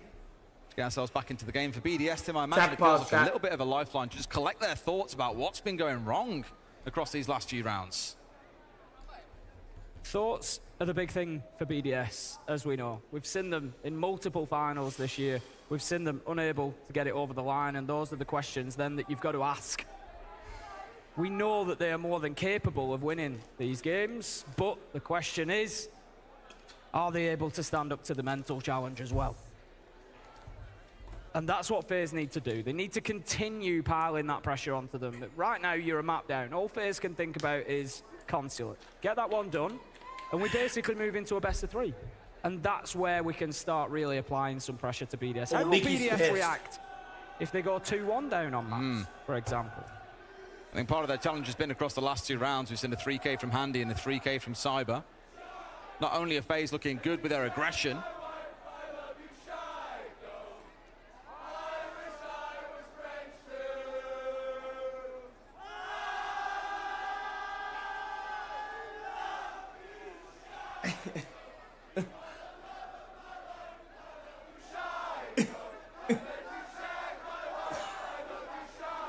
They say I'd let you shake my wife.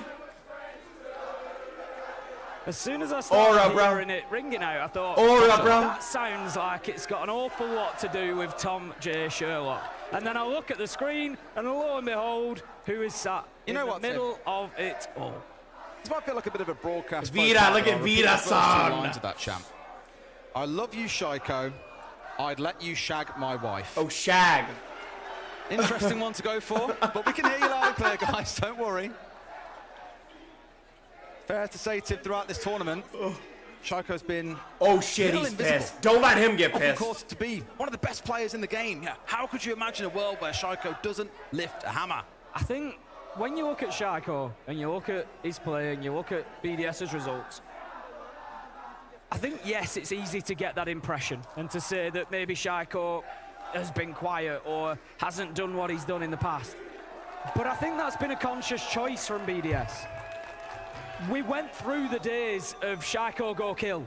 And they didn't win anything. The game is far more of a team game these days. It is. Yeah. They didn't win anything on the back of it. So, you know, yeah, is he capable of going in and just throwing 20 kills down in a map? Of course he is. So but does it work for the team? Does it work for their long-term goal? Imagine just waking up and being I don't think it does. And so I think BDS have moved themselves away from that. He like doesn't ever purposefully tried to create more of a team. They brought in Solitov users. They've got this big, you know, front line. He needs to do an interview if he wins. To make those contributions. Certainly not having a bad tournament. Is still worth stressing. He is plus 21 on KD. The entry's letting him down a little bit. 23 to 27 for a -4. Instead, it's been largely Solitov and Leakyfat picking up the pieces. But the beauty about this team is they are very close in EPS. Users being at 102, Solitov 109, and Leakyfat and Shaiko fitting right in the middle of that one. It is a rounded team game. However, doesn't mean toffee if you can't get it done in the grand final. Got to do it now as we move into round 5. Faze kicking things off, and I'm looking straight away, Tim, in towards that Ying, in towards that Grim, in towards that Blackbeard. That is a very scary execute focus composition. Yeah, it certainly screams window plant. You're just going to be dumping all that utility in to prevent the swing onto half wall, prevent people being able to see. You send the Blackbeard in, you try and get that plant going down. Users will be a key operator in all of this, given that he's on the Warden. Of course, going to have the ability to stand up to that Ying, to those flashes. For the time being, Faze have actually rotated away from the potential of that window. They've gone over to the admin side, and they're getting themselves on into the map, so it could well just be a plant on meeting door. Key one to know is there are no smokes available to this team. There's a lot of flashes, and of course the Candela's coming out. Users, and I guess really the rest of the team won't have too much bother stepping out and making a challenge once those flashes expire. So for the most part, Faze only get 1 or 2 bites at the cherry here to make and execute work when they make their decision. Last time round, they were perfectly countered by BDS at top yellow. No end of flashes raining in, it felt like, as a Monty tried to very important spot to play in. That's why he has Vert specifically on it. Trying to keep them at bay, which ain't too bad. Cyber dancing around. You've got to land that perfect head. Leaky! For at the ready, but no, not quite just yet. Solitov falling. Cyber carries on his domination in this series. That Blackbeard really starting to cause a headache. Handy doing some great work underneath with the skeleton key as well. I don't think there are use it! His way up onto the flank, and Leakafak and Breeder managed to find two. That, if anything, is just going to take Faze's eye further off the ball as Handy goes down. BDS, well, they've just got right on top of them here, and Faze, they folded like a house of cards. It's all up to KDS. He gets one, but his solo health now, it's surely unlikely that he finds it. Nice Azami Psycho. Just on virtue of this being a bit of a intel bash for him. Into the Pokemon, bitch! Psycho finding a good few in the rounds. BDS get the second. Worth stressing, Tim, they really need to find a third defensive round. We spoke about the stats on this map already. Faze of the ones in a commanding position. 3-2 on the attacking half. BDS need this one, otherwise it is a tall hill to climb. Absolutely, as we've said, you know, the defenders on the whole have had the better side of the tournament. But on this map in particular, they've had the best of it all. It is BDS's best opportunity to get rounds away from Faze. Faze moving on to the second half with 4 rounds on the attack will be more than happy. We'll be very confident, I'm sure, that they can get it locked down from there. And at the minute, BDS have been able to find some answers, but it feels like Faze are the better team inside of Consulate. For now. For now. For now. There's Tom. This guy's crazy. Tom will twerk for any team that will give him a jersey, by the way. The main instigator of our chance never fails to entertain. Here we go then, last round of the half. Faze cooking something. We spoke about this during groups, Tip. You get excited when you see an Amara. You're like, oh, flying up through a hatch, or oh, flying in through a window 5 seconds into the round, but very rarely do you see it used that way. In fact, a few teams run this operator purely for the gun. Having the flashes on side, never a bad thing, of course. Fantastic gadgets as a team when you want to push your way through, make use of that secondary utility to overwhelm a defensive position. Start the march on forward. It's still demanding that at least Breeder in this round, it was used as previously, is on that Warden, ready to deal with it. Keep an eye out because Cyber could yet cause a little bit of bother on that Amaru. Again, the high fancies, you see it fly through a hatch or in through a window. Doesn't mean it never happens, but it is rare. As we'd expect for this site, we've got 4 players from BDS still up on that top floor. Just looking to hold on to the verticals for as long as possible, prevent that advantage going over to the side of Faze. It's been quite a reserved start so far from the Brazilian side here in round 6. They haven't got anybody inside of the map yet. As I say, that Cyber is the only one there, just trying to push forward, just trying to aggress onto on the top, yes! He manages to pick up KDS though. Those are Rotero drones lost as well. A double kill comes in from Faze as they start to fight back there. Oh, uses is huge here. 2 kills on that top floor. Faze can't be letting that happen. Cyber trying to get one back here, but being danced around, finally gets the down. Uses his round ends, but for Cyber, he's got a 1v2 to win, Tim, and it is not looking likely. Does not have the vertical. Ceiling open up above him. He's in danger, and look at that. I love this. BDS learning from past mistakes of leaving 1v1s against Cyber, and now joining up together. He has a choice. With 70 seconds on the clock, he can go and challenge them both. Problem is, Tim, I think the Fuser is down upstairs as well. It's a good read from BDS to know what's going to happen. 1v2, they have the diffuser. Executes it, maybe not again the high. They have the diffuser. See him on that default cam.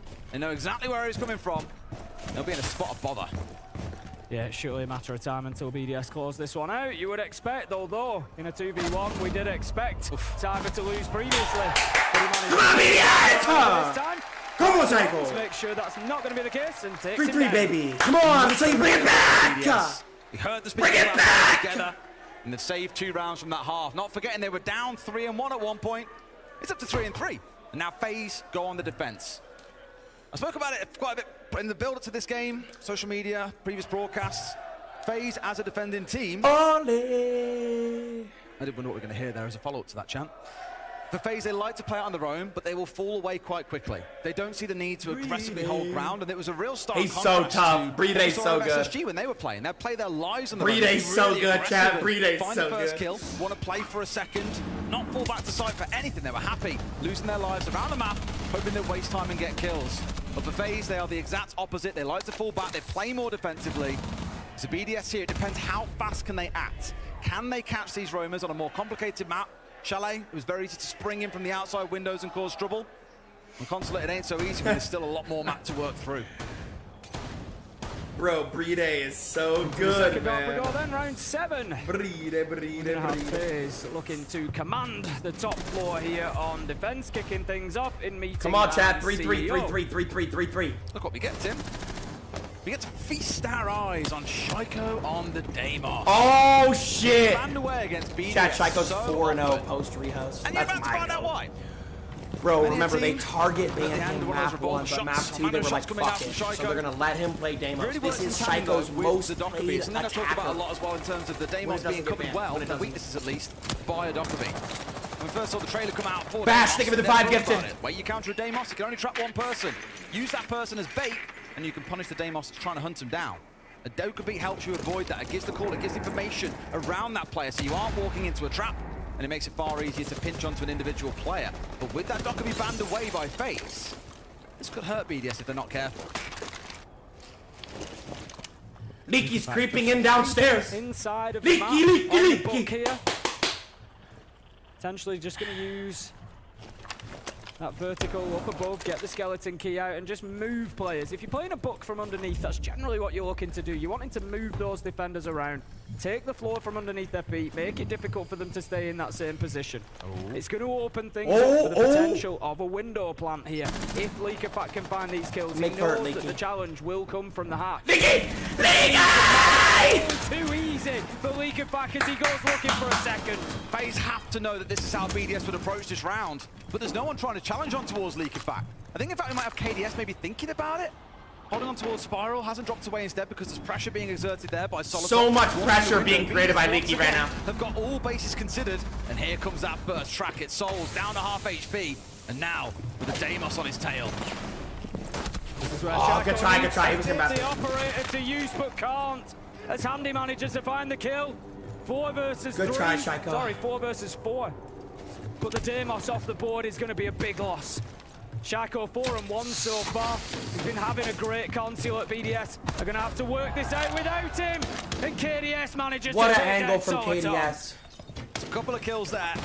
Solitov knew that he was going to be in the area, didn't know that if he sat on the angle waiting for him at that time, would expect a swing to come through instead. Once he started battering on that Kiva barrier, KDS a little bit ahead of the mark there, picking up a freebie. Tried to make a plan happen here. Immediately forced straight back out of that window. Souls falls. Bride though. No time. Trade is secured by Handy. Faze keeping BDS at bay here. They've got to figure something out. Leakerfat below on the buck. Yuzu's on that window, and there's still a smoke to go. This is the problem with only 20 seconds left to go now. Where do BDS go? They're going to have to rotate around. They're going to try to join Leakerfat on yellow, but time is of the essence, and it makes it all too easy for Faze to just swing around the corner and get those last 2 kills. Deleted them in the same way BDS did to them in that first half. Wow, bro. Almost forgot about KDS on that window, Tim. And he comes back to bite them. Imagine now at this point, they're scrambling for ideas. We had that early tap timeout. There's nothing available for them in this half for BDS. Wow. Start to feel a bit nervous that if they can't find the answer, if Leakerfat can't rally the troops, we've already seen. Chad, oh my God.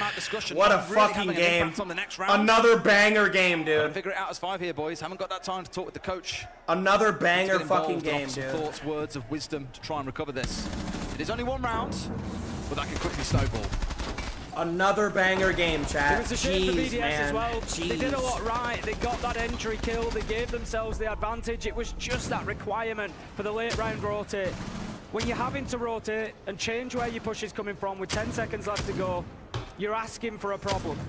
Because the team you're against are just going to start being able to get aggressive. Bro, I'm like fucking, my heart is pounding, dude. Like, holy shit. Perfectly timed and closed out the round. So we move into round 8. It's going to be a basement defense this time. I'm keen to see how much into the map Faze play here. Chap, type me in the chat. You've learned at least 1 strategy on this map so far. There's the Monty on side again. Just type me. Up with the Deimos, but there's like a new strategy every 3 seconds when you look. We saw Shaiko with the track onto the move. Chase after him from top yellow, and immediately from bathroom, Handy was there. Shaiko knows! And get a freebie. No, Shaiko, join him. Was dug inside. Shaiko, you have to join him. You have to join him. Starving information away with things like the mute and the multi. Both teams have done it a hell of a lot. Shot his cam. Work to be done for BDS. Maybe even starting to work their way in through the basement here to kick things off. He shot his cam. Free Brede up to start that one, but can't quite fully open the wall up. They have to call for some help to get that one done. Oh, look who's close, Vida King. Bro, so Vida's gonna shoot cameras for cybers. Watch how they do this. Just going to be looking to get aggressive onto secret wall there, knowing that the Monty may well try to push. Going to be trying to hold that shield at bay. BDS need to be aware of this handoff. We will take the view. Looking in towards there. Brede gets safely into the stairs and can start moving down. Shaiko's So that's tracking BDS Mozzie. now taking Oh my god, he knows a little Mozzie's bit in of the corner. space there, inside of the map. They're going to find that first challenge though. Cyber takes down Solotov. They tried to get a set piece play onto they the not track call him coming out, out at the bro? same time. Shaiko on the window. Pressure coming in, starting to build from below, but it's like a stalemate in chest him. They can't make him move from the position. He can't exactly jump onto them right here either. He has to wait. But it's already brought down one. He's done what he needs to. Half the round has gone. He's got rid of Solotov. BDS are like, we need to make him move. But he just won't move. They're out of nades to try and force him out of that position. They're going to have to take a risk now or rotate someone around, try and pick him up. The blessing or the curse, I guess, of having that Deimos track. Every time the Shaiko moves, they know about it. There we go, finally. Liquefac also managed to pick up one along the way as well. Shaiko will take down Cyber, leaving us 4 versus 3 BDS. Maybe about to find themselves their first attack. It's going to be 1 minute left for them to get this done. They wasted so much time killing Mozzie, guys. They wasted so much time killing Mozzie. Mozzie's going to be able to save them time, though, because he can call out everything. Coming out from Faze. They are dug in and ready for this pressure to start building from the BDS side. Sol's arguably actually in quite an aggressive position here. He's going to go and challenge forward. Sees the Monty, but now the Monty sees him. Might be a good time to back away. Both being dropped down will try and keep Deimos at bay as well. Shaiko has pushed on through actually here and is now rounding into the hallway. He can get a bit of a side swipe on. Starts his march on forward, but again the mirror windows are going to sting here. Liquefac also coming from back yellow. A lot of flanks coming in here for BDS, but can they find anyone? Yes, they can. A really nice angle being held by Souls, but just Brede really, really well. KBS manages to take down users. Shaiko's there with the answer 1v1 throughout the round. 2 versus 1. Liquefac's down though, Des. This is all up to Shaiko now. The clock is... Shaiko! Yes, Shaiko! Come on! Another crazy game, dude. I love you, Shaiko. Another let you shag my wife. Yes, let's go, Shaiko! Come on, you sexy fuck! 4-4. Let's go. Round. And that Deimos. I love you, Shaiko. Of course, Shaiko clutches that, bro. At least. I think letting that Deimos go through, I don't want to say it's fully a mistake because, again, the Dokkaebi is such a key part. What a fucking game, dude. But Shaiko is showing Tim why it is always banned against him. I'm looking at the stats loosely yesterday. He's played this operator 3 times more than any other attacker, so even with the ban rate against him, he will play Deimos any chance he gets. Doesn't matter on the site, doesn't matter on the map, he'll play it. And my God, does he make it look easy. He does. Come on, Shaiko. The real key is just how effortless it looks for him. Wow, an animated Wait, Shaiko yelled. Shaiko never yells, dude. Shaiko just yelled, quiet dude. character. Didn't you say to this event, he actually said good morning to me in He English? smiled and said good morning to me, which is not to say that he's not a friendly guy. He is, but he's not a quiet guy. He's not normally the sort of person to walk past and be like, oh, good morning. But yeah, he was. I was quite surprised. They've made some brilliant content over time as well. There's the one where they had users trying to say a bunch of French words, and Shaiko had to decipher what was being said, and he was losing his marbles watching these supposedly French words coming out of users' mouth and weren't quite right. I'm starting to see him kind of spread out into the English side of things. Always nice to see him get some words going. Only talking to be done here, though, is in the server. 6-1 on the map. Of course, can't ignore Liquefac on that last map, on that last round. Sorry, a 3K for himself. A great yellow flank coming out. No doubt a decision he made by himself as the IGL. And worked wonders to free up his team. What a game! Another barn burner game, chat. This shit is crazy. BDS will start. Like, bro, every map is just gonna be like this, dude. It's just gonna be a shootout. Going to be heading over towards yellow. We've seen They're so good, bro. These teams are like just levels above the rest of Pro League teams. To try and get in there, to try and get that advantage when you're looking for the so coordinated, it's insane. Hasn't always been successful for the attackers. 4-4 we stand in terms of the score. BDS mean, they're cooking. Very patient about getting into the map. They've got, what, 6 smokes to play with, and it looks like they're going quite quick here as well. Candela's 3 of them already burnt. Smoke being deployed by users as well. One of each of the bolts coming out from the Capital. Solotov gets Cyber off the back of it, but there's a trade back elsewhere around the map, and that's the problem. That Monty was that linchpin, the spearhead of the attack. Now that's been taken offline, they're going to have to figure things out a different way. And not tons of utility to get it done with. A couple of tracks. I thought he was going to take that one, chat. Sure. Love to work with, but I don't think FaZe will be too bothered about losing a Malusi when it's the Monty they've brought down elsewhere. Damos just hit the whistle. Echo once again just going to be switching over to that Vendetta. We can hear the Candelas going in, which would usually suggest that there's going to be a little push from the attackers coming along with it. But as it is, just taking out utility, continuing to take down Frostmats, creating that space. Leakerback working in. He might just have the opportunity. He might have the space. In lobby. Just not sure about what's going up above him, and they take too long. Vita's so good. Punishes them. Oh. Thought he saw the player's legs, and sure enough, he knows someone's dropped off there. Solotov hanging on this front door needs. It's a big gunfire. It's a big gunfire. Inside that corner spot. Vita definitely has the advantage because he doesn't have to move. They've got to push him. Well done, use it! Way to help. They need the firebolt, at least squeezing Vita King a bit there. They bring it down to a 3v3.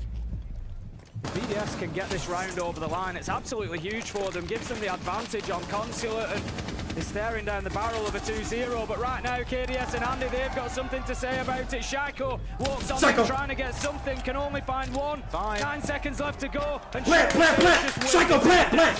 One on Spiral here. He knows he's dead to rights. We'll try and challenge onto this, but I don't think he gets away with it. No, he does not.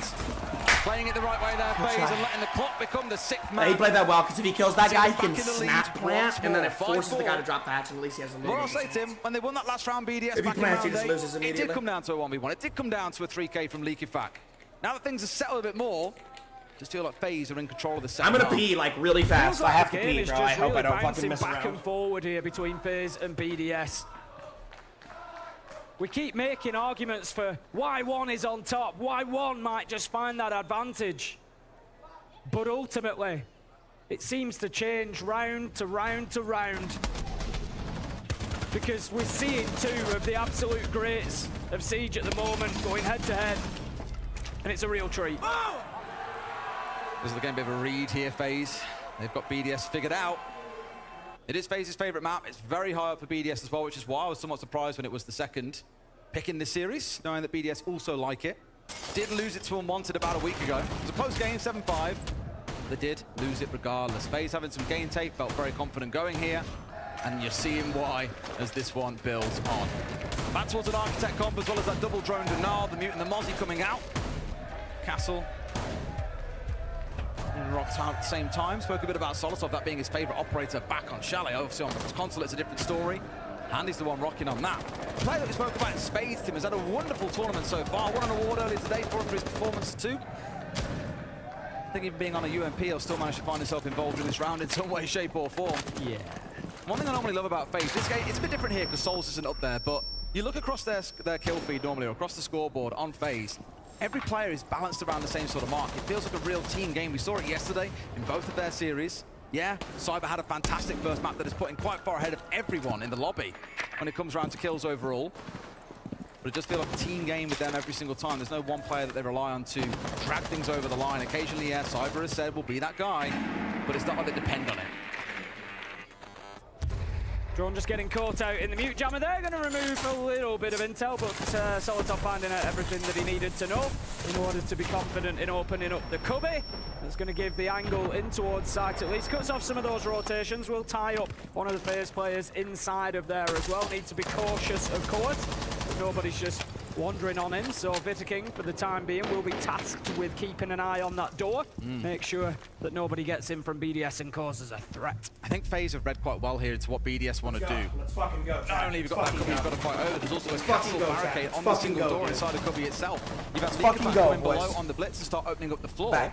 So FaZe are largely said, right, evacuate the room, we're playing around it, we're holding the hallway, we're holding inside a B site, we've got long desk under our control. How long they can keep BDS, Shaiko Name, and looking at here really on the Deimos to be the one that brings out a track to indicate what the game plan is a big part of it. Came back at the perfect time, baby! Inside because BDS have completely stepped away. Spent a lot of time getting control of ground and starting to open that site up. Now they're giving everything back to FaZe and they've sort of got to reset and go again. BDS just going to start bullying his way through. Copy here, looking to get in towards that vending position. Faze have actually dropped back a little bit deeper. KDS is in long desk, and he's got a little bit of support from Bideking inside of sight, but BDS have got some room to work with. They know that vending is clear now. They can start pushing towards that meeting door, but the toxic bear canisters start coming out. They walk back. 4K comes in for BDS and leaves a 1v5 for Cyber. Surely not, Des.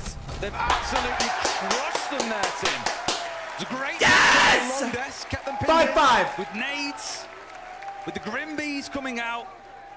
And it was enough once Brady had information what was going on in that room. Real blue, they can put your water. Super thing to bang. Their way. Leakback again, being the decisive player like he was coming down yellow stairs on the basement hit. He's done a lot of work there. And got his team over the line. These teams staying dead square. We're seeing all 12 Look at his aura! At the very least.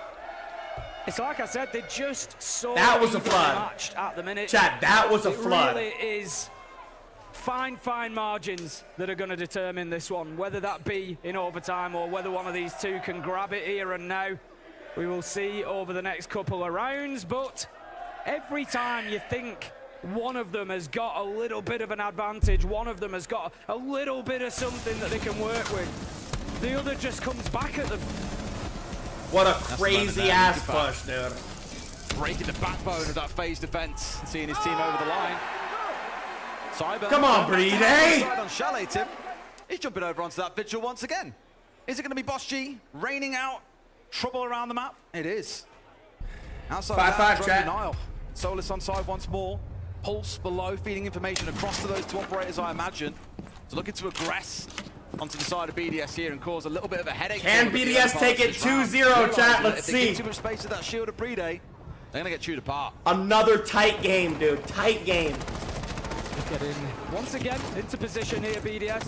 Getting themselves up to the rooftop to start building, to start scheming, to start strategizing about how they break down this Faze defense. A lot of work to be done though, because again for me, it's about springing these traps around the map. It's not giving BDS the time to even see the setup. It's going to be getting aggressive into the team itself. The thing we were speaking about back on Chalet. Do we see early aggression? Do we try and break apart the attacks? Oh, it's cated. That's what they should be looking for. That's why they brought the EMPs now. Straight onto this hatch, opened up. I'd love to turn around and say that we're going to see aggression here, Tim. They'll just go straight in and drop the hatch, but very rarely do we actually see that. It's more opportunistic. I think without very little information about what's going on the site itself and around the rest of the map, that's more preparation. Pulse scanner, just going to be feeding all that information in, handy. Working with the cardiac sensor, they know then that there is a presence outside of Visa door.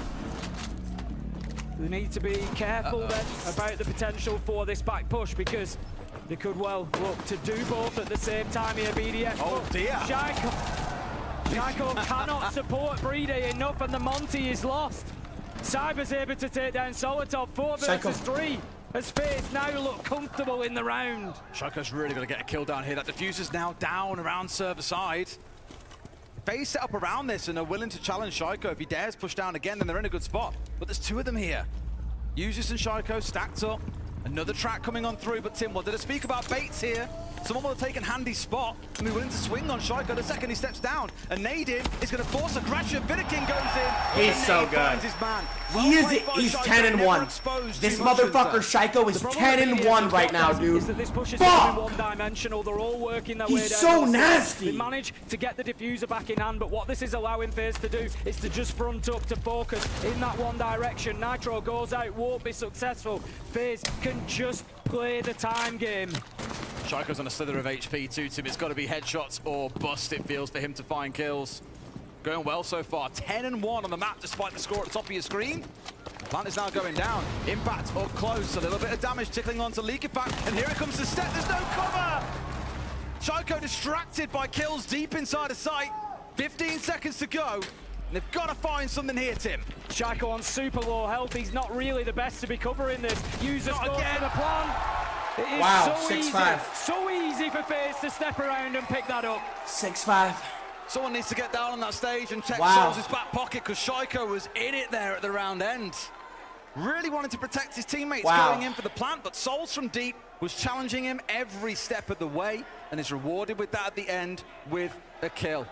Dude, Timeout coming in from Faze. in like a perfect world, as soon as Licky goes for that plant, they need to swing off. They cannot let him die. Eu vou pegar Meluze pra gastar HE nas Meluze, pega Goio, pega Mute. Acabou, pronto. Pode trazer um Lisa também.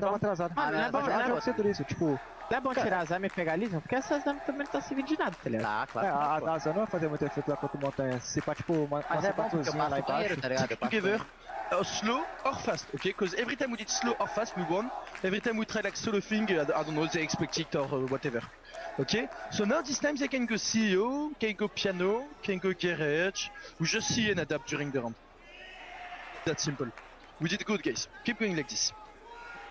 Not really too much stress, I think, on Leaky Fact side there. No, it concerns me a little bit though. If I'm looking at that from a BDS perspective, it feels a little bit like, let's just see what's in front of us. Like, this is my point. And I know it's difficult sometimes, He's you know, so if you good don't know with exactly Damos. which site you're going to be pushing onto. I'd just like to see maybe a little bit more focus there. This is what we're going to do. This is what's going to work. Rather than, let's see the setup and then we'll kind of work it from there. Like, that's fine. And sometimes you've got to do that. I think it could be tough though. The key thing that he said about that, because he's saying like we could go to any site here, so it doesn't really matter like what we talk about on a specific site. We don't know where they're going yet. We'll figure that out. The key thing came before that when we first jumped into the TAC timeout, and he was speaking about when we go slow, they've just figured us out every time. When we go slow and then go fast, they find success. That's what worked for them back on Chalet in that first half. They can spend 2 minutes droning if they want, but the willingness to then send 4 players at once, jump in, execute. Faze might take this, bro. One more round is all Faze needs. Found success. So I'm not surprised at all to hear that that's a focus for them in the round. Problem is, Tim, last time we had a TAC timeout, we heard what they were saying. That next round, we didn't see them play tighter together. So I'm a little bit concerned they might just fall short here and give Faze a 7-5. Faze back to a 50-50 site. Up on the top floor, we saw them win it back in round 7. They were unsuccessful in round 10. If they don't get it locked down here, we will, of course, be going into another unlimited overtime. BDS are setting up pretty much the same as they did last time they attacked this, which is understandable, given that they won last time around. Solotov immediately making it a priority to open up that cubby wall.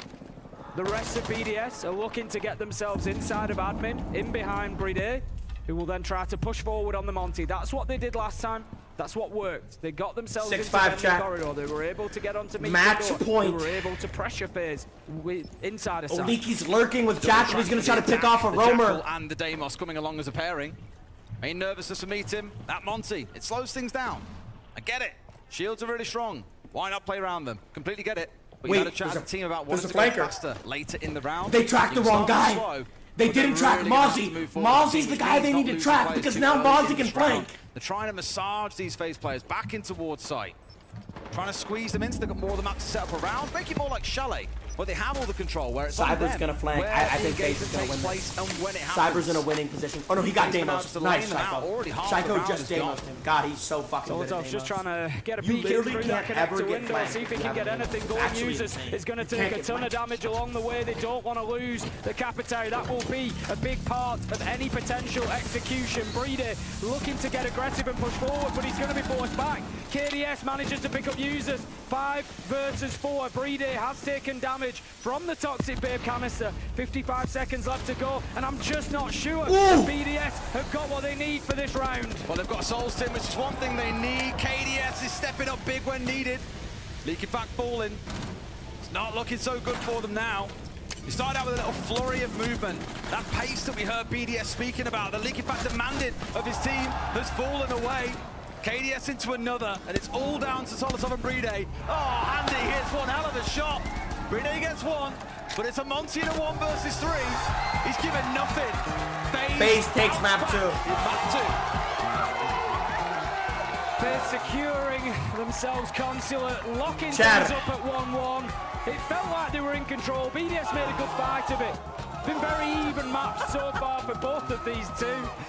The Faze fans. As of right now, bro, I'm gonna be honest. Faze is outplaying BDS, bro. They literally, like, they were heavy underdogs going into Chalet. They almost won Chalet, and then they comfortably won their map. Faze is out. Oh my god, she's crying. Those are some passionate fans, bro. Dude, she was literally crying when they won the map. That's passion. Chat, 1-1, dude. This is this is gonna be good. This is gonna be really fucking good. Faze is playing absolutely incredible. I need to see more out of BDS, bro. Faze is just outplaying them, bro. What's map 3? It's labs, right? Map 3's Nighthaven Labs. Dude, I love when we watch Nighthaven Labs games. Creamy, thank you for the prime sub. Young Dominic, thank you for the prime sub. Paj, thank you for the 500 biddies. Relentless, thank you for the tier 1. WYD team, thank you for the tier 1. Cash them out, chat. Pay them out, pay them out. Bro, again, map 3, I have no fucking clue who's gonna win, bro. I have no clue who's gonna win. This might just be a map 5 game, chat. This might literally just be a map 5 game. Faze is dialed in. This literally might just be a map 5 series, bro. It's dude, because I didn't know if it was going to be map 5. I didn't know if it was going to be 3-0 or 3-1. But how Chalet, the way Chalet played out, I think it's just going to be map 5. It's going to be map 5, bro. Rui, think of the tier 1. Sazzy, think of the tier 1. It's now 1-1, chat. Holy shit. It's now 1-1, chat. Catch, Kelly. Think of the prime sub, Kelly.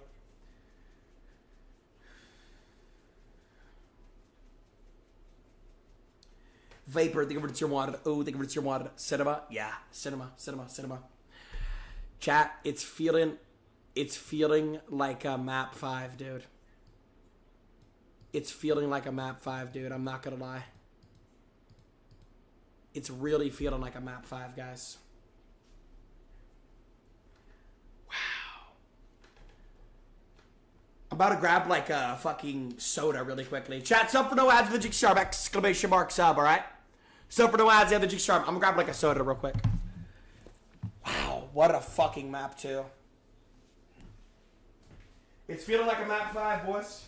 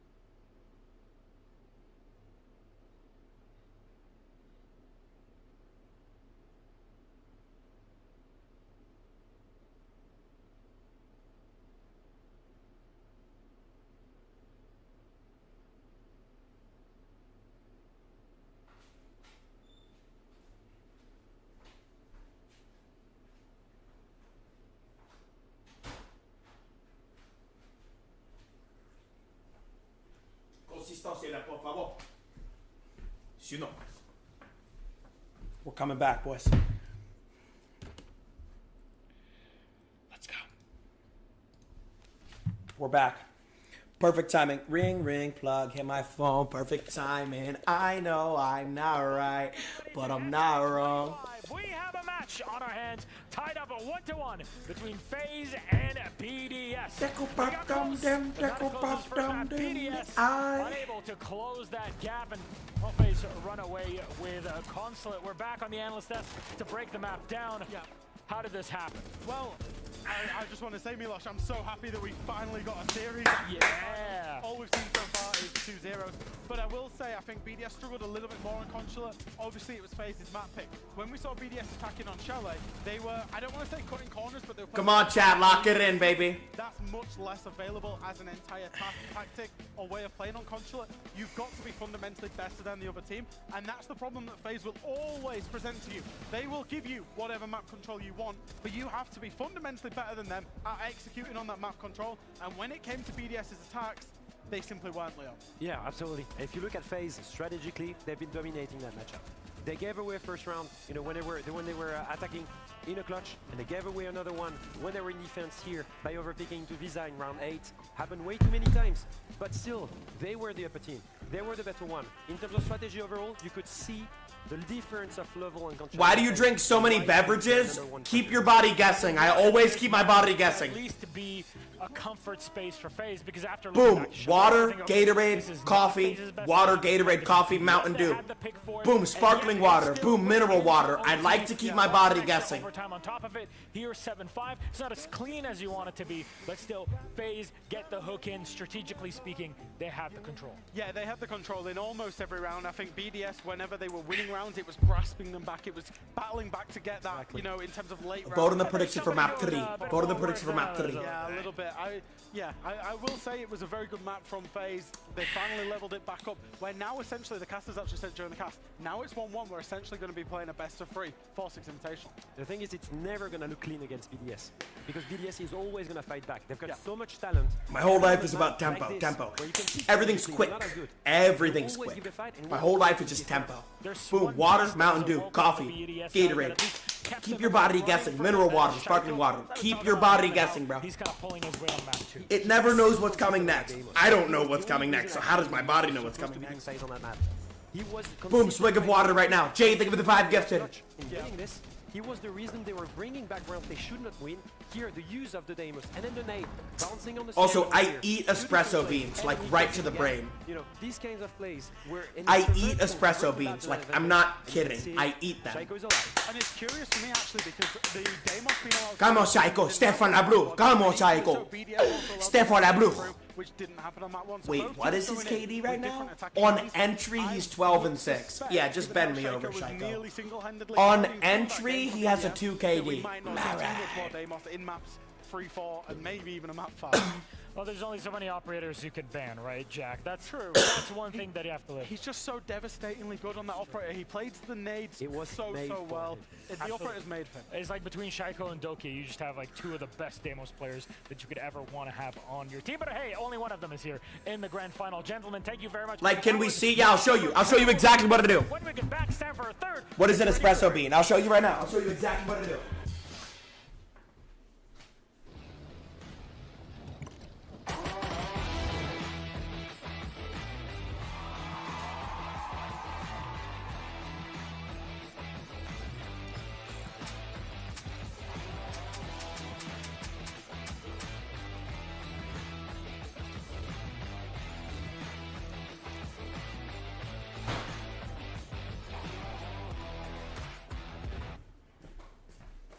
So, right here. Boom. Dark chocolate covered espresso bean. Sometimes I won't even get dark chocolate covered. I'll just go right to the brain.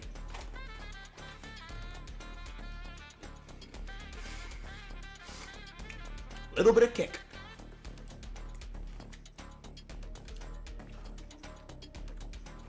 Wow! A lot of... Holy shit. A lot of kick. Doesn't taste great.